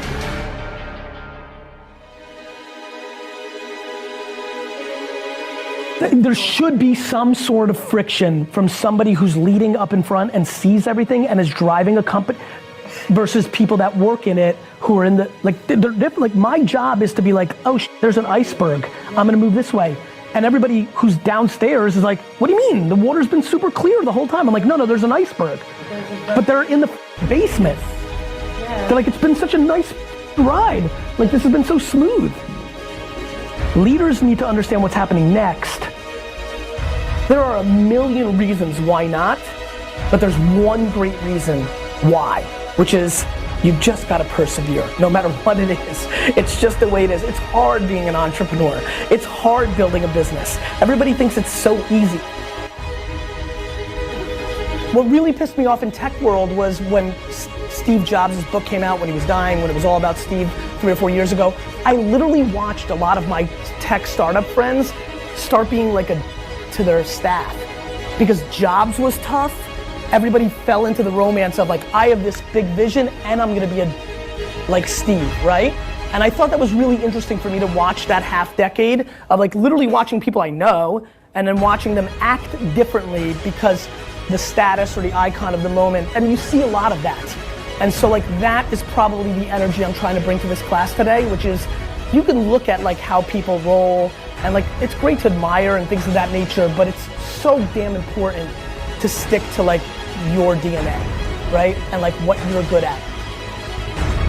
In a success world, please understand that success is happiness, not net dollars in. We are strong as shit. We're really strong. We're just being sold that we're not, because there's a lot of money. People always say they're gonna do shit. The biggest epidemic in the world is people talking, not doing. And especially now, and people always do that, but now what social media does is expose people. It doesn't change people. All the hate in the system, that's exposing. Twitter didn't make you evil, you're evil, you know? And same with talking and not doing. Twitter, Instagram didn't make you waste time and not do.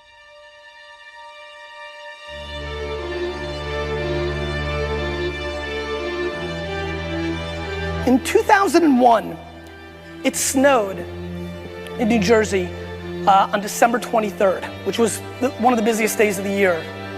Typically, December 23rd is the busiest day of the year in a liquor store. And a woman called us, we just started shipping, and her case of Beringer White Zinfandel wasn't delivered. First of all, I appreciate the people that know what Beringer White Zin is, good job. The entire case, by the way, 15-pack, the entire 15-pack case cost $45. We're doing about $40,000 an hour in the store. She calls. I find out about it. Somehow it was buzzing because I was on the floor selling. I am the premier salesman on the floor, as you can imagine. I find out about it and we're debating what to do. She needs it for her Christmas dinner. I grab the case, throw it in my car, and drive to Bergen County to deliver it. It takes me 2.5 hours to complete the whole thing. And the best part was, I delivered it, all pumped with myself, and she said, great, and closed the door. Awesome. Everybody, especially my dad, who was pissed that I left because all the customers that came in asking for me or that I could have sold, everybody was baffled. I can't tell you what the ROI of driving through the snow in my car to deliver a case of $45 pink to a woman that looked like Yoda was. But I can tell you this, over the next 2 to 3 years, that story became the foundation of how we treated every single customer. It became our competitive edge. And those are the things that matter to me.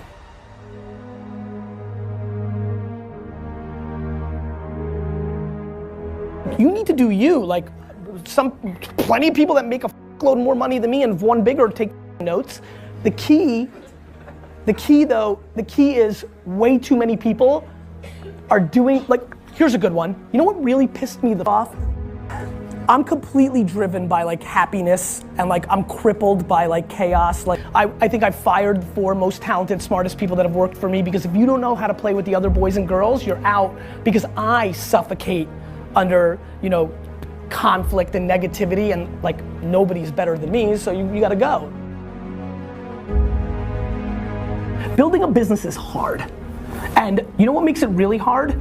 Everything that happens every day of every moment. So, you can pick time, you can pick money as the 1 or 2 things that you think stop you from winning your game, but the truth is, there's a million reasons. 99% of businesses go out of business for a reason, and that reason is, it's hard. And so, if you're watching this show, I've got a sense of who you are, and you need to start creating layers and layers and layers and layers of skin to be able to get through.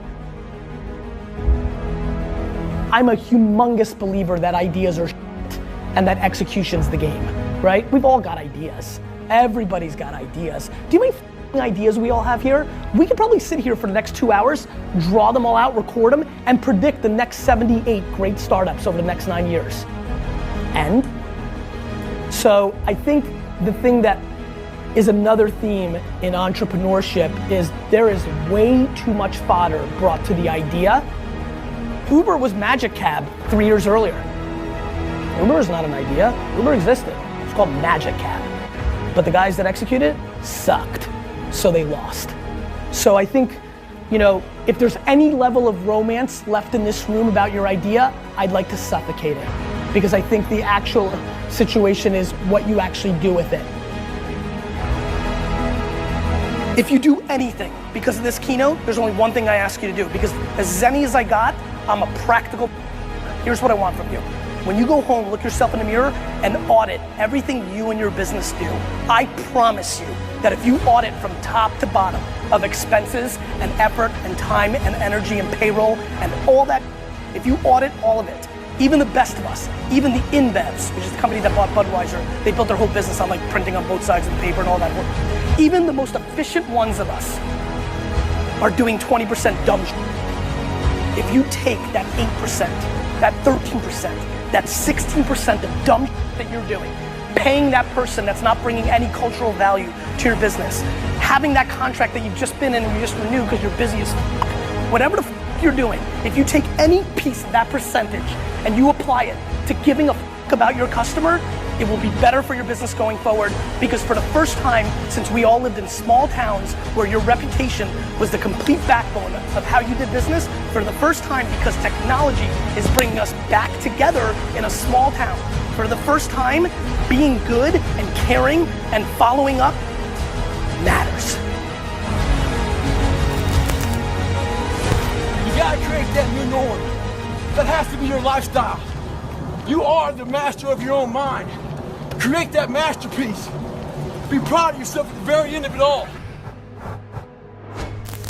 We've kind of lost touch with the cultural narratives around death that gave it some meaning. So now when it happens, it's just this absurd, scary thing that we don't know what to do with. The only narrative we have absorbed, I guess, is that of the brave battle that someone's fighting.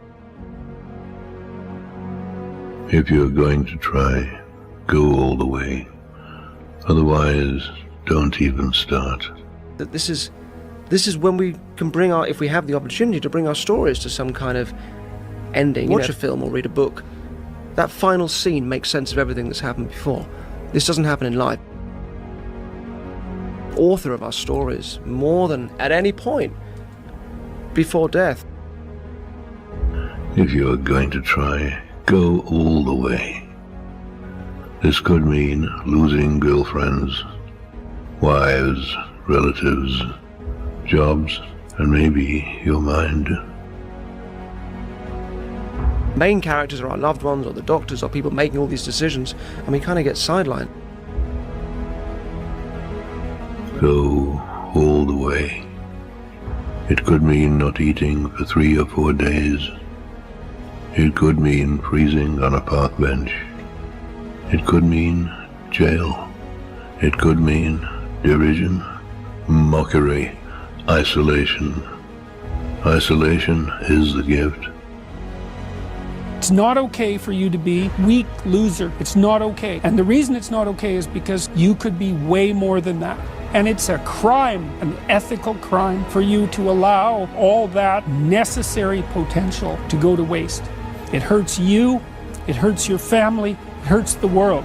Really, really, it does.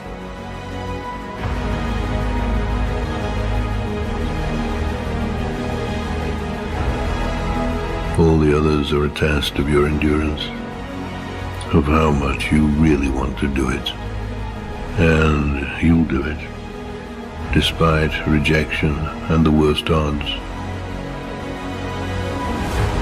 Now, when I was 15 years old, I had a very important person in my life come to me and say, "Who's your hero?" And I said, "I don't know, I gotta think about that. Give me a couple of weeks." I come back 2 weeks later, this person comes up and says, "Who's your hero?" I said, "I thought about it. You know who it is?" I said, "It's me in 10 years. So I turned 25, 10 years later. That same person comes to me and goes, "So are you a hero?" And I was like, "Not even close. No. She said, "Why?" I said, "Because my hero is me at 35. So you see, every day, every week, every month, and every year of my life, my hero's always 10 years away. I'm never gonna be my hero. I'm not gonna attain that. I know I'm not. And that's just fine with me because that keeps me with somebody to keep on chasing."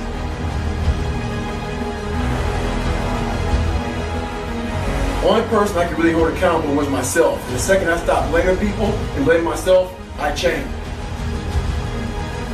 It will be better than anything else you can imagine.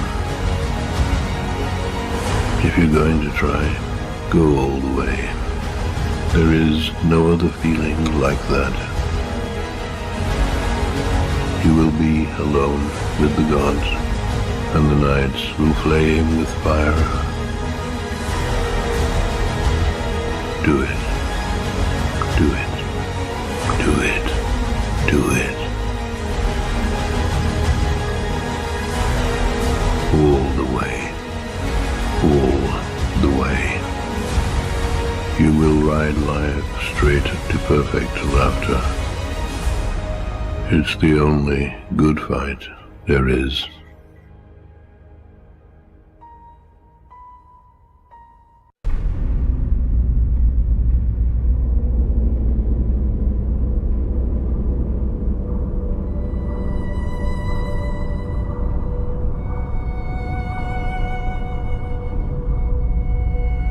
Tomorrow, they said.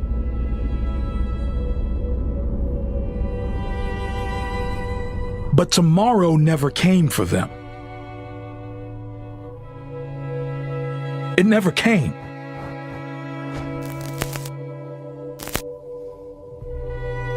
It's easy to sit on the edge of your bed and to think, there are things I'm doing, there are things I'm not doing, that I should be doing, that I could and would do. Small things. You don't want to get grandiose. But you can start to improve your life incrementally by eliminating those things that are self-evidently making you bitter and miserable. But you have to decide that that's what you want. You're willing to burn off that dead wood, to sacrifice that bitterness and that unhappiness, even though you may feel that you're justified in harboring it. You may even be justified in harboring it because people have very hard lives and sometimes they're very badly mistreated. But you need to think it's okay if things improve, and it would be worthwhile for me to start to abandon those things that I'm doing that I know to be harmful to myself.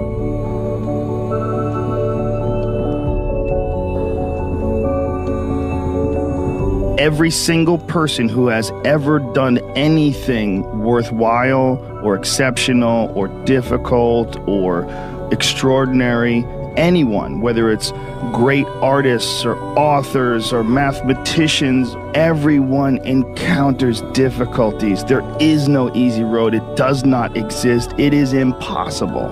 Everyone has issues. When you come up with excuses for why other people are successful and you're not,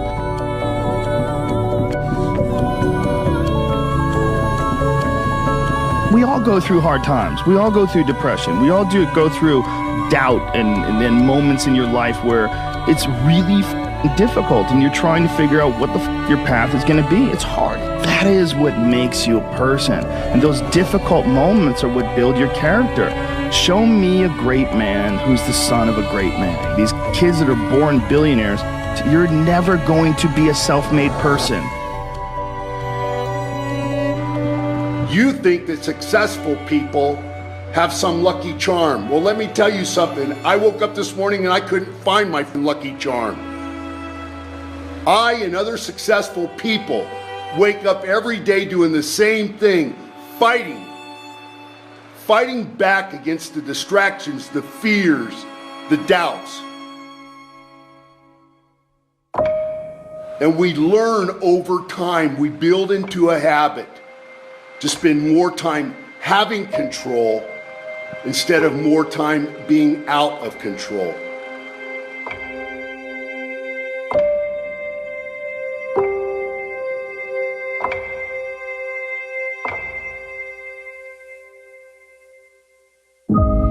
It does matter. It mattered last night when you laid down and you put your head on a pillow. You were going to get up this morning and you were going to make it matter. Everything you did today, were going to do today, was going to have a purpose behind it. It was going to matter. If I want to be successful, I do it right now. Stop talking about the future and do it now. Tomorrow may never come. Action is in the mind. You don't need everything to be in a perfect position to get started. If you want to open a business, you can do it right now. You can start writing the business plan. You can start the research and working the numbers. Businesses start with an idea. They do not start on opening day. Businesses start with an idea. They do not start on opening day.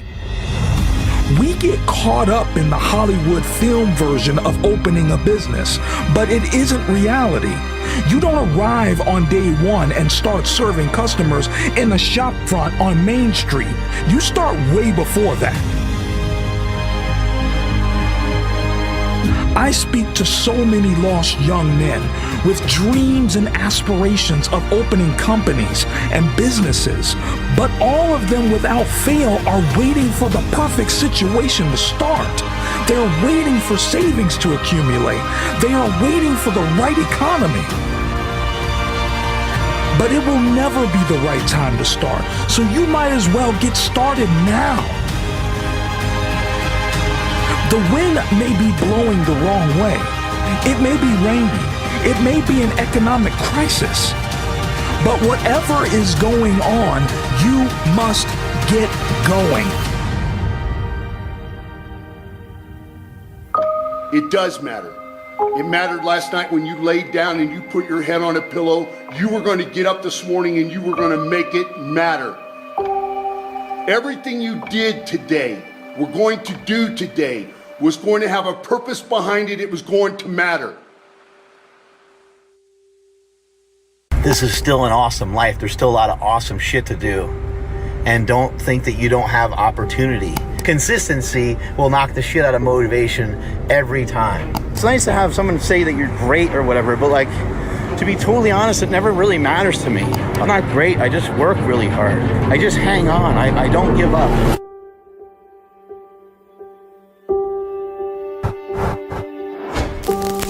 Something I wanted to mention here is I hear people talking about how they have a hard time with consistency, and sometimes they have a hard time with motivation.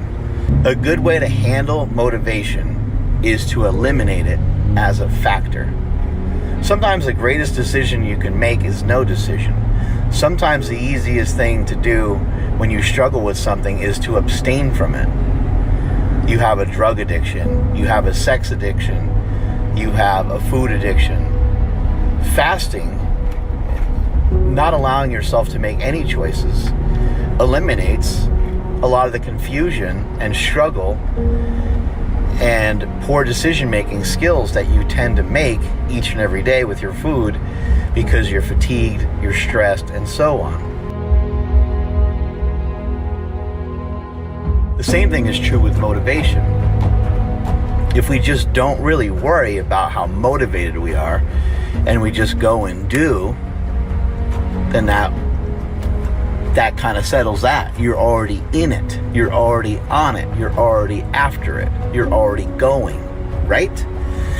Now, how do you get someone to do that? That's the tough part. But it ain't that hard, because I got advices for you. Here's what I would do. Here's what I would suggest. Things need to have a very strong, you always need a strong foundation. Because if you have a strong foundation, that's always something you can pivot back off of again. If you don't have something strong, you got something wobbly, it's not gonna really work in the long term. It can work in the short term, which is cool, so it can get you momentum towards your goals, but we need stuff that's gonna really work in the long term. And what's gonna work in the long term is to just have a schedule. Try to have a schedule, even if you don't feel like that you're not, let's just say you don't feel like you're an organized person. Let me just share something with you guys about that. I don't feel like I'm an organized person, but I'm a lot more organized today than I've ever been in my life. And some people may identify me as not being very organized. But if you had to do the shit that I did in a day, your motherfucking head would be spinning too. And look, I'm not complaining. This is stuff that I choose to do, right? Changing your dialogue is really important, and changing the message you give yourself. So if you don't feel like you're an organized person, that's okay. It's okay to identify that as a weakness, but that doesn't mean that you can't learn it. And that doesn't mean that we can't get on a schedule. And that doesn't mean that we can't get on point. And that doesn't mean we can't build consistency. Because consistency will knock the shit out of motivation every time. It will knock the shit out of motivation every time. If we can build consistency, we ain't got to worry about how fired up we are to go do something. You can be in a good mood. You can be in a bad mood. You can be in a sad mood. You could be in a shit mood. You can find out the worst thing and you will just shrug it off and be like, this is what I'm doing.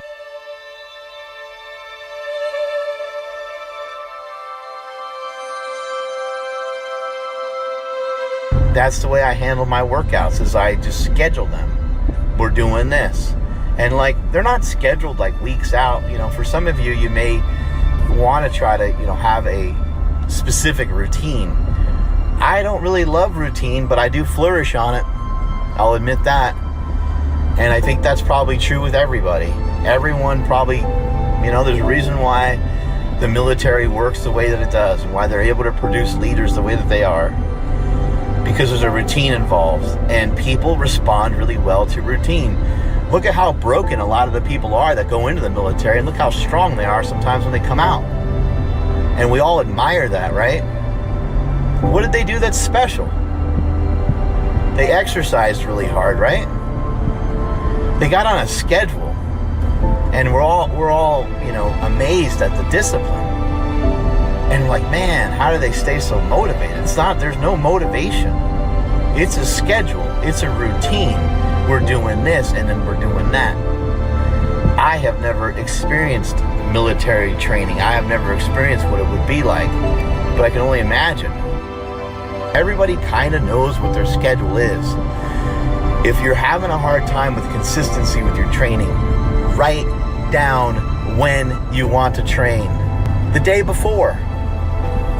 24 hours ahead of time. So whenever you're done with your last training session,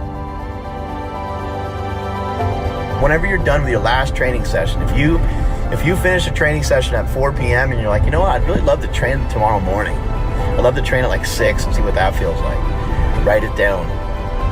None of this maybe bullshit. None of this, hey, if I'm feeling it, I'm going to go and I'm going to go give it hell. None of that shit. That is bullshit. Understand that myself and many other, quote unquote, fitness professionals, fitness gurus, or whatever you want to call people, understand that we hate it sometimes too, and we don't want to do it sometimes too. We love it, and I realize, look, there's way worse things to cry about in this world than going in and doing a hard training session. So I'm not trying to be a bitch about it. I'm not trying to be a baby about it. I'm very grateful for the life that I have, and I'm very grateful that we have the freedom in this country where I can go play weightlifter for the day. I can go play power lifter for the day. I can go, exercise and pretend to be a bodybuilder or whatever, right? Like what an amazing, I mean, that's something that you should all realize, right? Like you hear people talking a lot about gratitude. Well, I'm very grateful. I have a lot of gratitude towards that fact. Everyone's life is a little different. People have different amounts of money and different things like that, but this is still an awesome life. There's still a lot of awesome shit to do. And don't think that you don't have opportunity. You have many of the same exact opportunities that I have or anybody else. It always seems like The Rock is on cloud 9, right? It seems like he has so much, right? But what does he have? He probably has great people around him. It seems like he has a great significant other. It seems like he has a great family. It seems like he has a great job. We all have the same exact right towards happiness as The Rock does. We all possess the ability to be just as happy as him. Are you picking up what I'm putting down? Are you downloading this shit? Are you on page 43? Because that's the page that you need to be on. Why? Because I said so. We're on page 43. That's the page that we're on. That's the page we're always on. We're never on any other page. Because we got to be on the same page, class. Guys, write it down. Write shit down. Write shit down. I don't like to write stuff down, but I respond really well to it. How do you make yourself accountable? Find a training partner and text them. Say 4 a.m. That just means see you tomorrow at 4 a.m. You have to be there at 4 a.m. And what happens when you miss? The guy calls you a chump. The guy's like, dude, what's all this 4 a.m. talk? If you want to get on point, you want to get on schedule, then create a schedule, write one down. Why would you miss an 11 a.m. workout if you planned your day around it? Like what a stupid thing that is, right? But everyone's always looking for their pre-workout to do something great for them. And what about the pre-workout that happens on your own? The food that you ingest, the planning that you do. Think about how empowering this is, I think everyone's always just waiting for somebody to do something for them. I think a lot of people are waiting, and I'm guilty. This is the only reason why I'm ever able to speak on any of this stuff. So please don't ever think that I'm some pompous asshole. I only know how to speak on things because I am a failure. I am the biggest failure you will ever meet. I have messed up many times. My mindset has been broken and poor, and I've made bad decisions. I've done bad things to people. I'm never going to claim to be special. But I am proud. I'm proud of the things that I've worked on. I'm proud of the things that I've worked towards. Think about how empowering this is, though, right?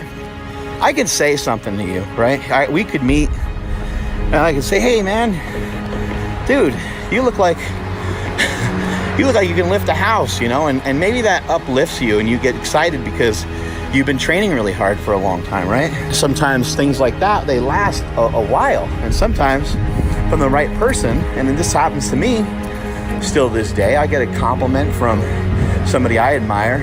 It feels great. It feels great when somebody tells you look good, or it's a good feeling, right? Somebody says, wow, I can't believe you. Looks like you've lost about 20 pounds. You've been losing weight. And you're like, yeah, actually I did. I lost about 18 pounds. Things are going really good. I'm feeling really good. Or a friend of mine shared with me more recently, he thought he grew up thinking that he was ugly. What a horrible thing to do, right? What a horrible thing to put on yourself. He thought he was ugly. He had like vanity issues. And one day, a girl said, hey, me and a bunch of my friends think you look like so-and-so. It's a famous actor. And they said, we think you're really cute. And he was floored by that. And he was just so excited by that helped build momentum really for the rest of his life. What changed though when that person said that? What changed? Nothing changed. nothing changed, right? Like everything changed because he made changes, because his dialogue in his head, his mindset shifted. He couldn't believe that somebody said that to him. But isn't that crazy? Like nothing actually changed, nothing physical changed. He didn't do anything different. It's your own inner speaking to yourself, the way that you treat yourself. And I think we are really rude and disgusting to ourselves. We say a lot of mean shit to ourselves. We put ourselves down a lot, which I actually think putting yourself down here and there is actually effective. Telling yourself you're too fat, telling yourself you're too skinny, telling yourself that telling yourself things that you have control over and that you're gonna do something about it. I think that's healthy. But I always also say never kick the down opponent.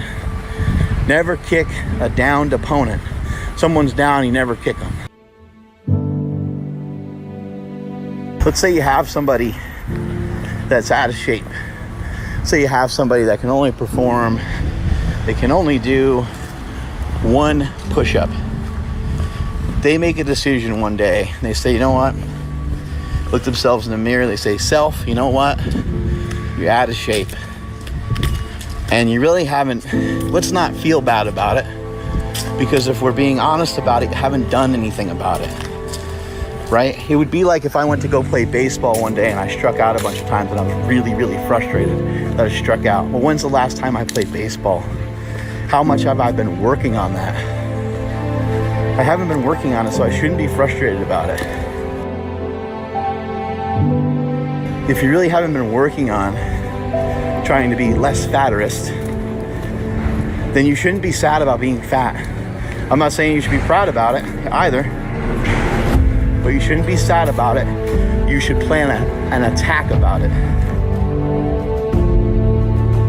If a person is out of shape and they make a decision to go to the gym and they can only do one push-up, and then a couple days go by, they hit the gym again.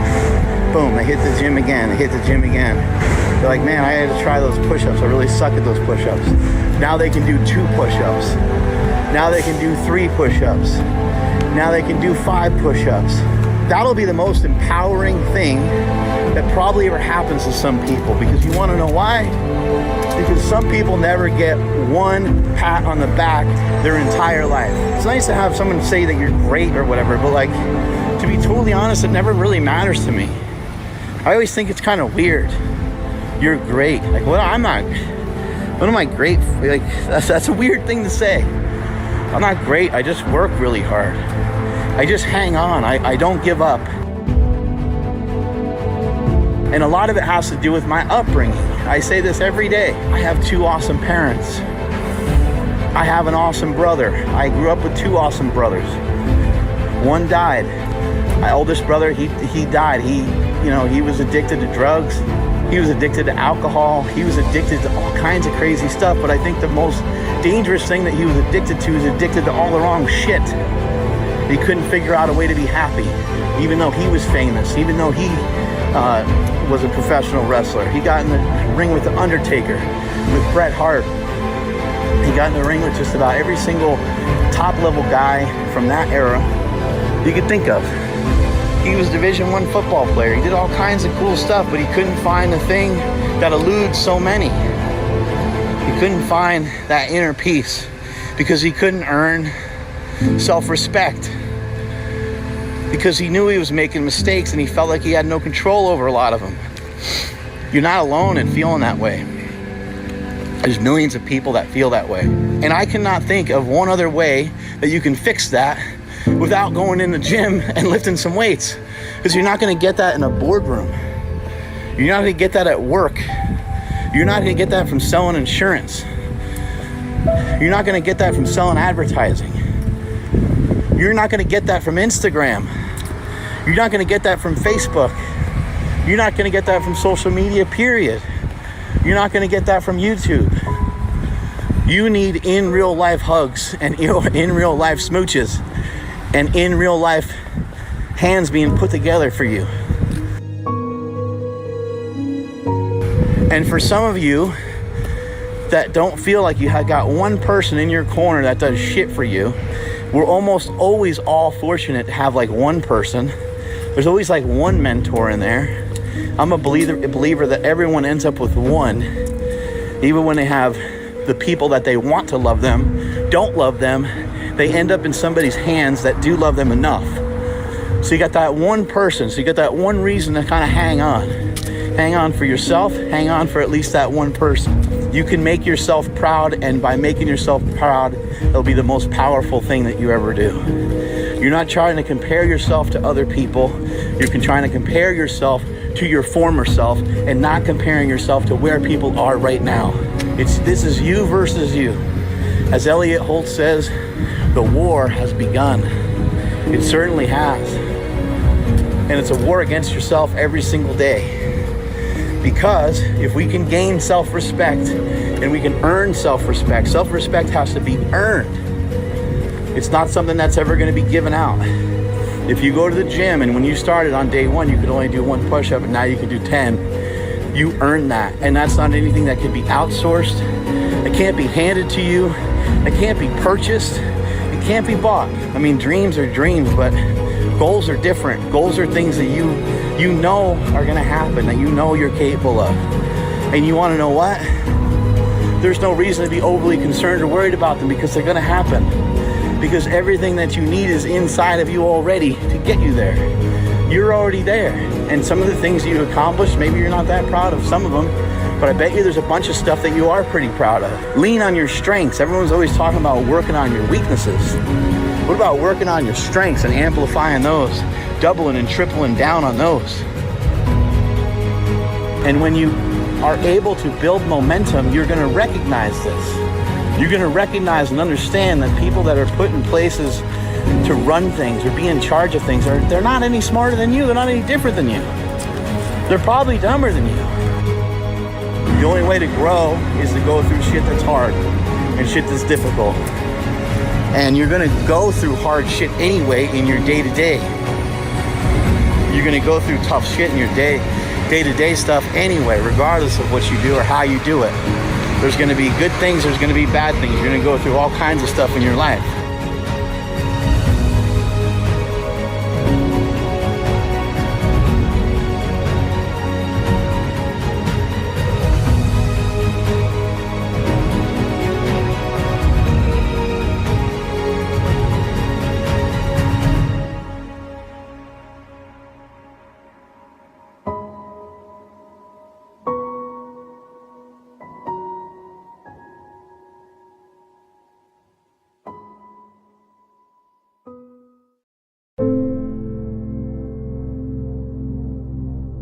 It's very simple.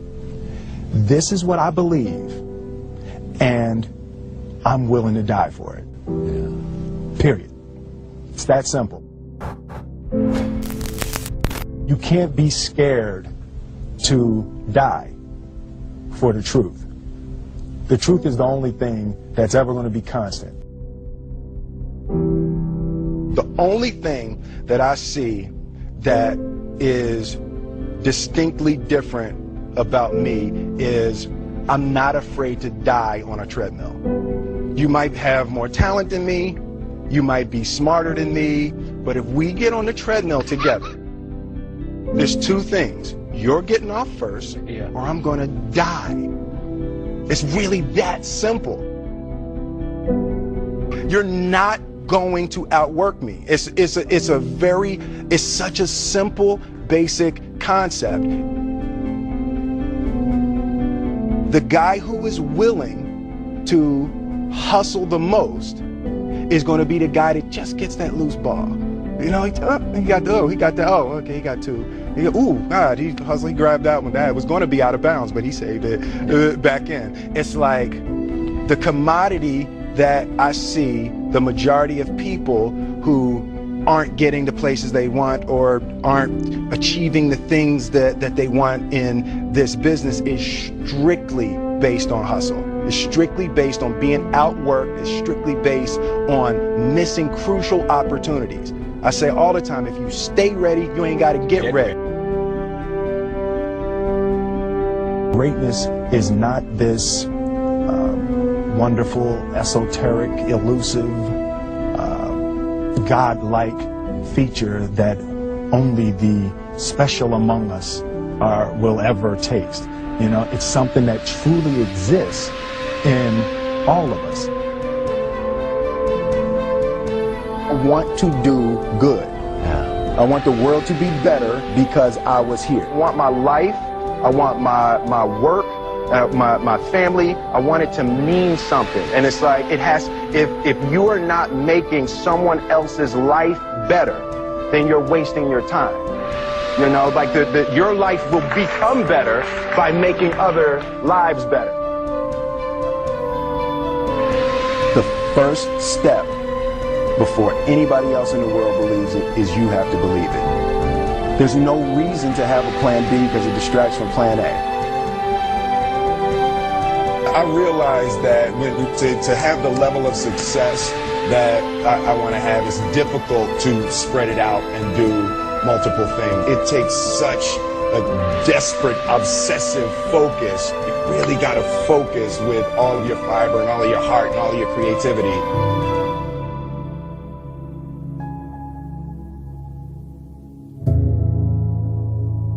I've never really viewed myself as particularly talented. Where I excel is ridiculous, sickening work ethic. You know, while the other guy's sleeping, I'm working. While the other guy's eating, I'm working.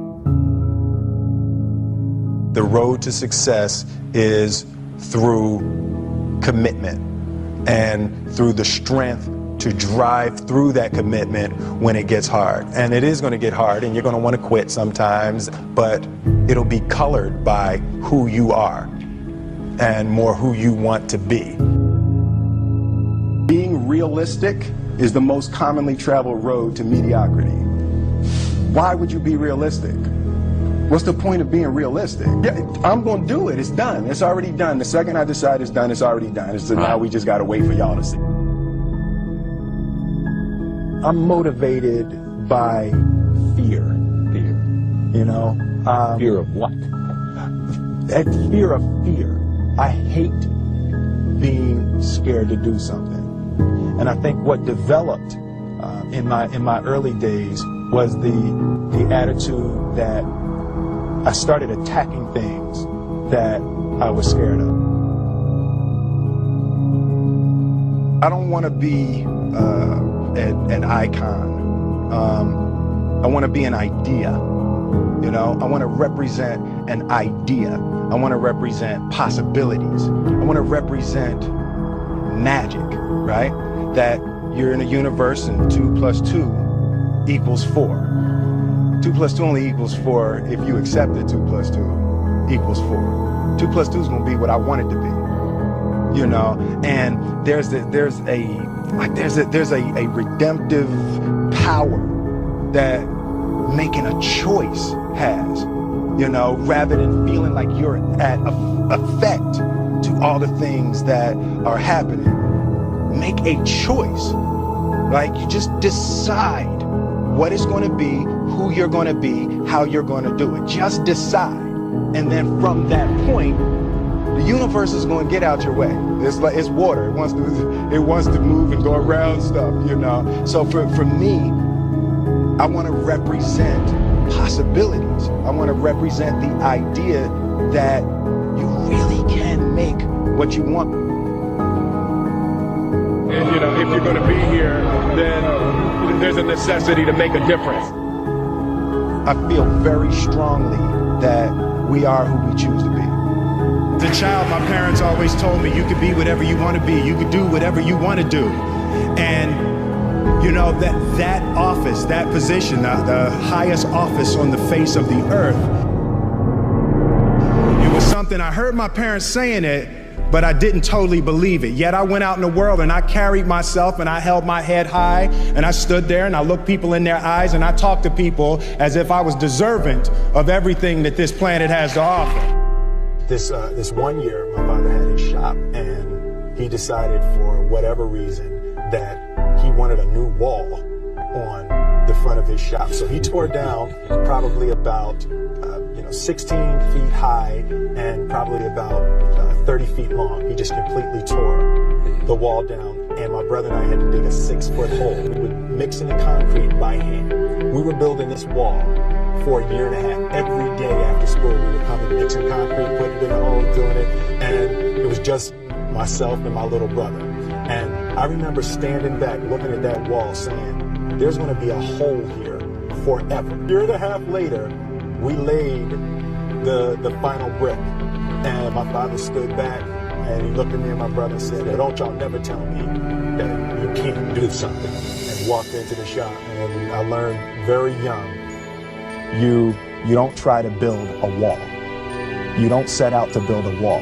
You don't say, I'm going to build the biggest, baddest, greatest wall that's ever been built.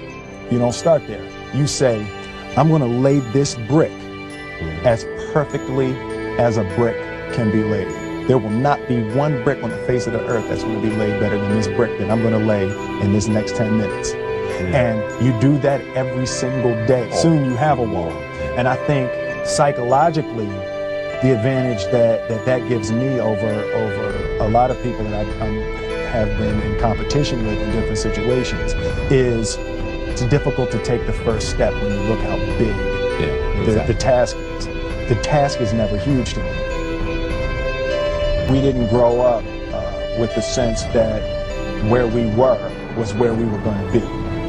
We grew up with the sense that where we were almost didn't matter because we were becoming something greater. The greatest thing in my career has been the constant commitment to putting something in the world of value, not putting something in the world that makes me look hot,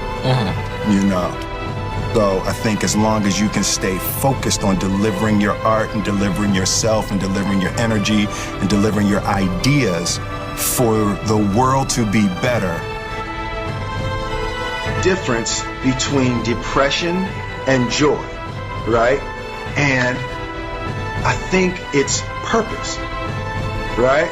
It's like when you wake up in the morning and your life means something to somebody other than you, that you have a purpose. If you don't go do the things that you're going to do, people's lives will suffer. And I think that kind of purpose, that like to live in service, not to you, but to live in service to humanity, to live in service to your family, to live in service to your church, to your city, to your country, to the world. Living in service is that, I feel like that is the purest form of joy. The separation of talent and skill is one of the greatest misunderstood concepts for people who are trying to excel, who have dreams that want to do things. Talent you have naturally. Skill is only developed by hours and hours and hours of beating on your craft. He who says he can and he who says he can't are both usually right. And I want you to keep in your heart, just know that you can.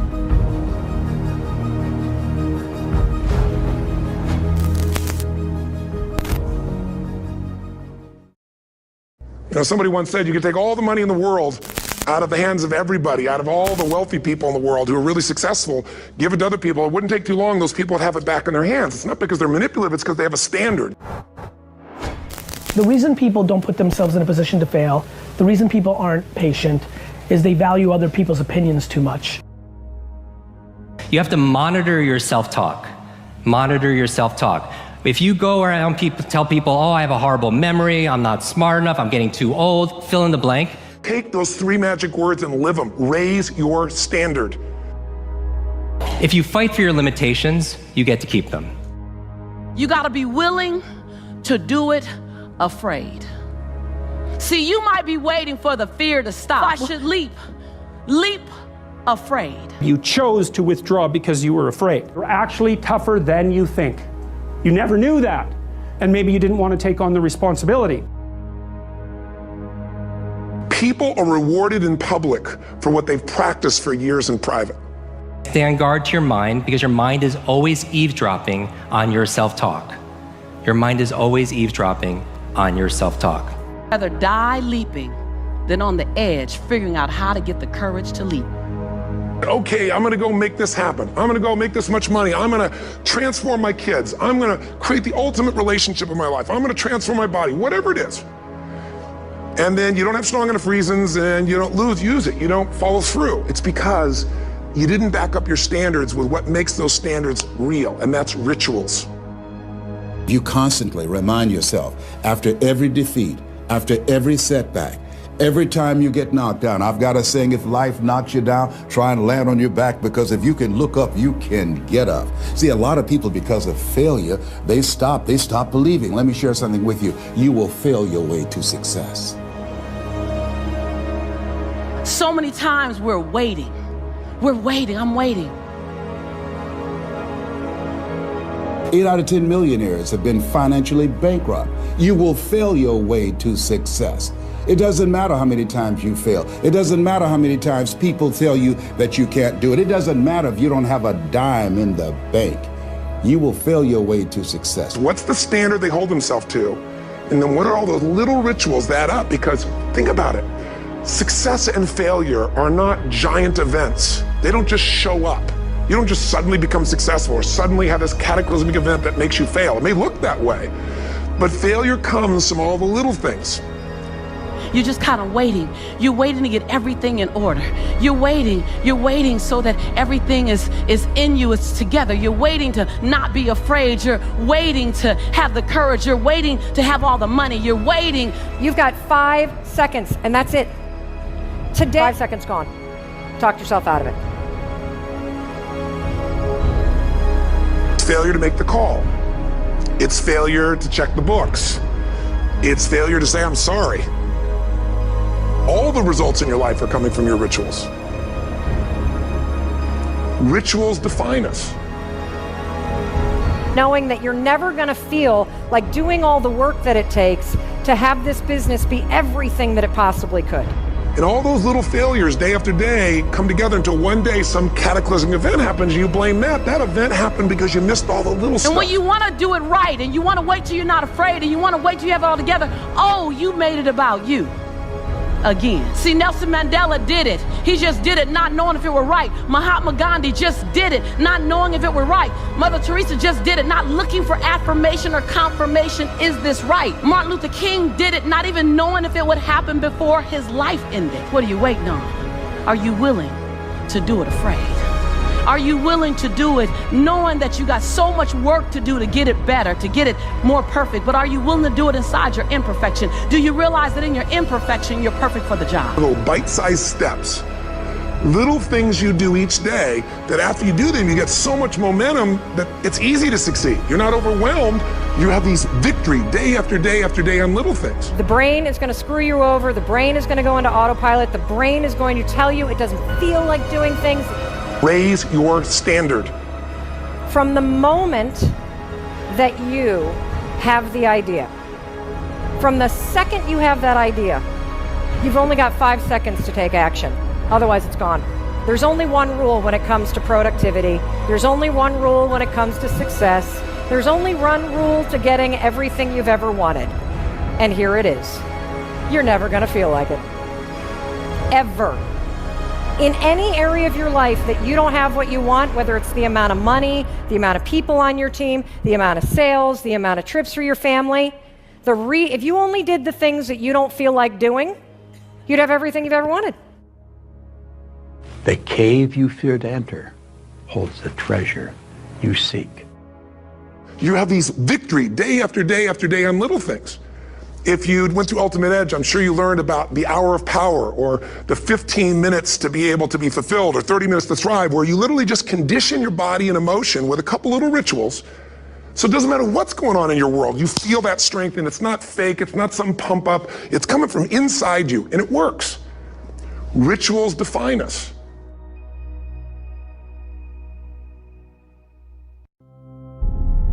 It doesn't matter where you start. It matters where you finish. You just have to do things that you never think you're going to have to do in order to survive and get through it. When you're going through hell, don't stop.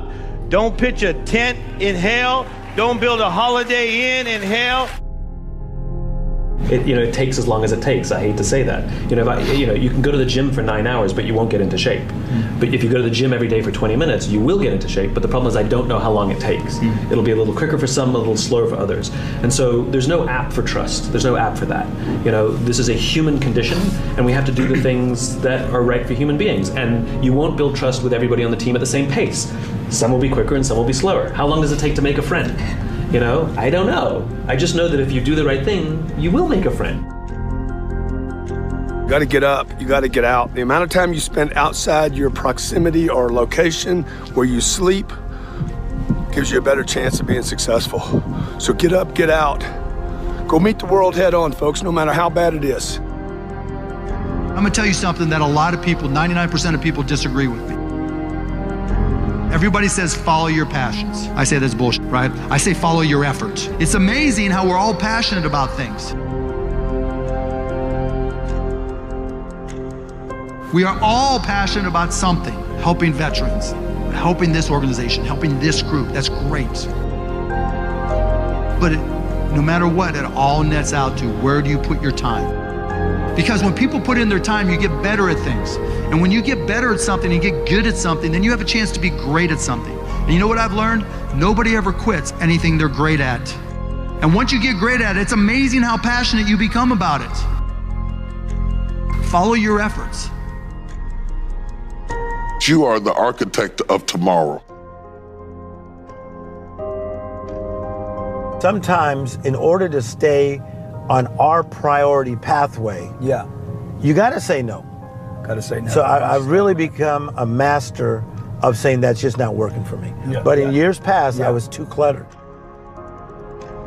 So every single organization on the planet, even our own careers, always function on the same 3 levels. What we do, how we do it, and why we do it.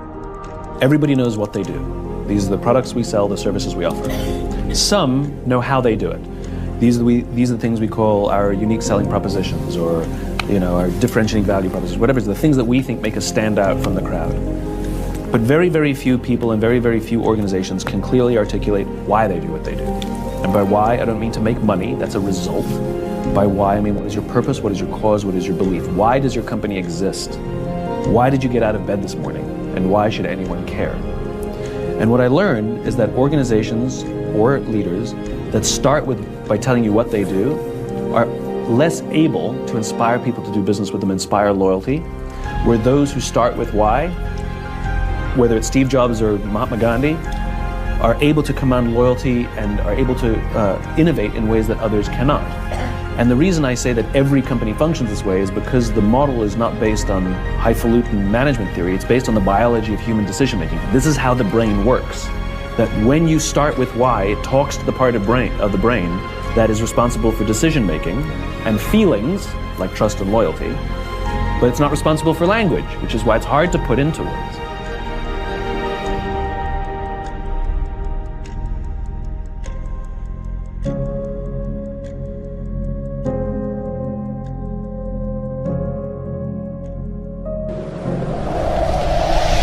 Get up and get out and go meet the world head on. Go meet whatever it is, okay? You gotta make up to somebody.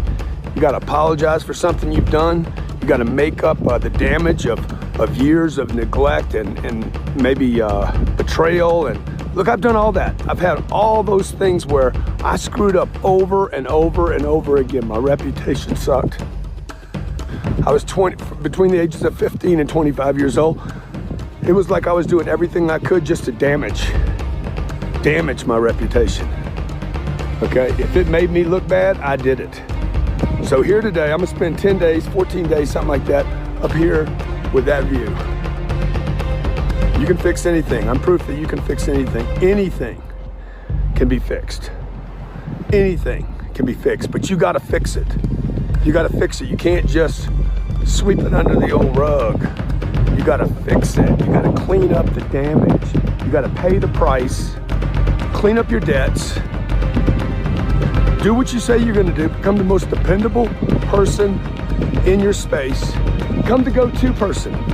Oh, I can put that person on stage and know exactly what they're gonna get for me. I can put that person in the game, and I know what play they're gonna run. I can put that person on the floor, and I know they're gonna get it done. Be the go-to person.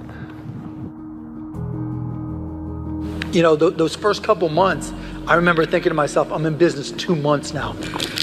You know, I remember getting to the point where I had $15,000 in sales, probably 6 months into the company, and I'm still living in the shithole and thinking, okay, I can do this, I can do this. And along the way, it was lots of trial and error. You know, there were things that were new to me, things that were terrifying to me, things that I would break out into a sweat. But I always remember going into my customers and just trying to be brutally honest and say to them, if I can help you, right? If I can bring value, if I can make your company more competitive, more profitable, will you work with me? And you don't have to put money, I'll do the work to prove it. And if I get it done, then we'll figure it all out, or they agree to a price and then they'll pay it at that point. And one by one, I just kept on making customers happy and lost some, for every one I lost, picked up 3. And I was so nervous about the whole thing that, I couldn't imagine slowing down, and so people talk about, life, family, balance. I had none. I mean, I literally remember dating some girl, this is the truth. And it was like, we'd been dating a couple years, like, Mark, you're so into your work. I mean, I want to pick a fence, I want a house, I want kids. I mean, it's me or your job. And I was like, or me or your company. And I was like, what's your name again? I'm 60 years old, and everybody who works for me is younger than me, and they'll tell you, I'll work you up under the table. Vision is an internal thing, right? It is the world that you want to live in, right? Jobs was the rebel, and he always was against big business. All the visionaries that we know have some sort of personal experience and imagine a world that is different to the one they live in now, and will use their businesses to help build that world. That doesn't mean they're the only ones doing it, but what makes them a leader is they're the one leading towards that place, right? So vision has to come from you. If you're the founder of a company, your business is not the only way you do it. What if you quit your business and start another one? It doesn't matter. They should all be contributing towards this vision. And you're not the only one doing it, but if you're the one preaching it and you're using your company to advance it, that makes you the leader. That's why everybody copies you. But it's not about anticipating the market trend, which is an interest thing you're asking me. It's got to start with values. The interest comes second. If you're going to make mistakes in your life, make them fast, right? If you're going to lose a deal, make them lose the deal fast. If you're not going to make any money on a deal, make sure the deal's quick. There's part of you that either wants to create a business or you obviously already have created a business. The hardest part is taking that first step, right? There's always that line, like I was talking about earlier, that you have to take a step past. But the thing, people always say, well, you're not afraid to start a business. Why aren't you? It's terrifying, or, it scares me to do it. And my attitude has always been, if you're prepared, it's not a risk, right? Bobby Knight, who was the coach at Indiana University, used to say, everybody's got the will to win, but it's only those with the will to prepare that do win. And the same applies to business. We've all seen our friends go out there and just wing it. It's my passion. We're all passionate about something. I'm passionate about basketball. It doesn't make me an NBA player, right? It's not just about passion. It's not just about saying I'm doing it. It's not even about incorporating. It's not about the idea. It's about, are you prepared and are you willing to do the work? You got to quit saying nonsensical stuff like, I'm happy where I'm at and we're good, we're all good, Business is good. Everything's good, I'm better off than somebody in that. You got to quit comparing yourself to other people. You got to quit talking like the middle class. Like you've somehow arrived because somebody in Iran is suffering. You're good until you're not. There's nobody watching that gives enough money to charity.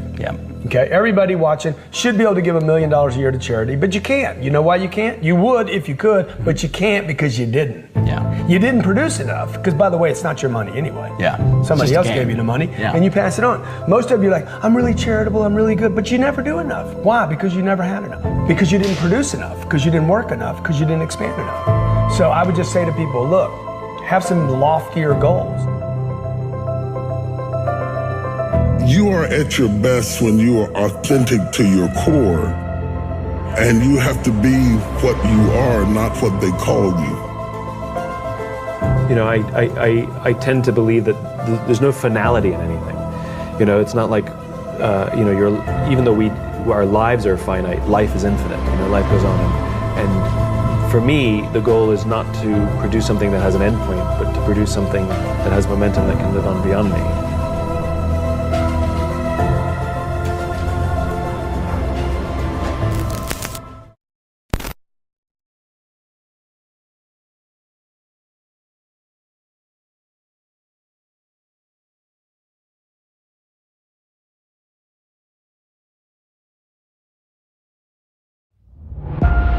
People tell me all the time, it's hard to get wealthy. It's hard to grind. It's hard to be focused. How do you even do these speeches? It's hard to stay motivated.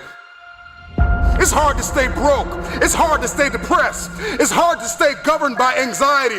It's hard to be inconsistent. It's hard not to have daily disciplines.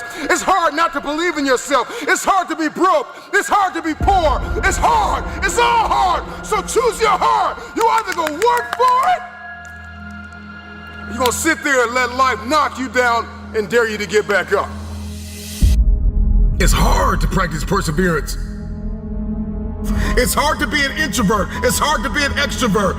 Singleness can be difficult. Marriage can be difficult. Raising your children on your own can be difficult. It's hard to wake up early. It's hard to wake up late. But there's a reward on the other side of waking up early. If you wake up late, you've lost too much daylight. What somebody else did before you woke up, now you only have a fraction of the day to get it done. There's a reward on the other side of one pain, and there is regret on the other side of the other pain. And if you're going to win the reward, you're going to have to persevere. You're going to need endurance. You're going to need to be consistent. And on the other end of the pendulum, there is the pain of regret, where you did nothing because you were afraid you would make a mistake. The pain of regret will hurt you. So choose your heart. Make a decision.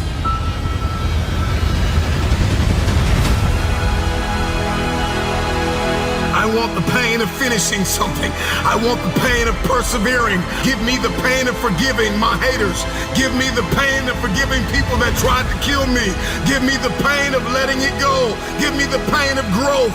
Give me the pain of acquiring new skill sets and talents. Give me the pain of managing my time well. Give me the pain of waking up early. Give me the pain of praying when I didn't feel like it. Forgiving when I didn't feel like it. Letting go. Give me the pain. I'll take that pain, because on the other side of that pain, there is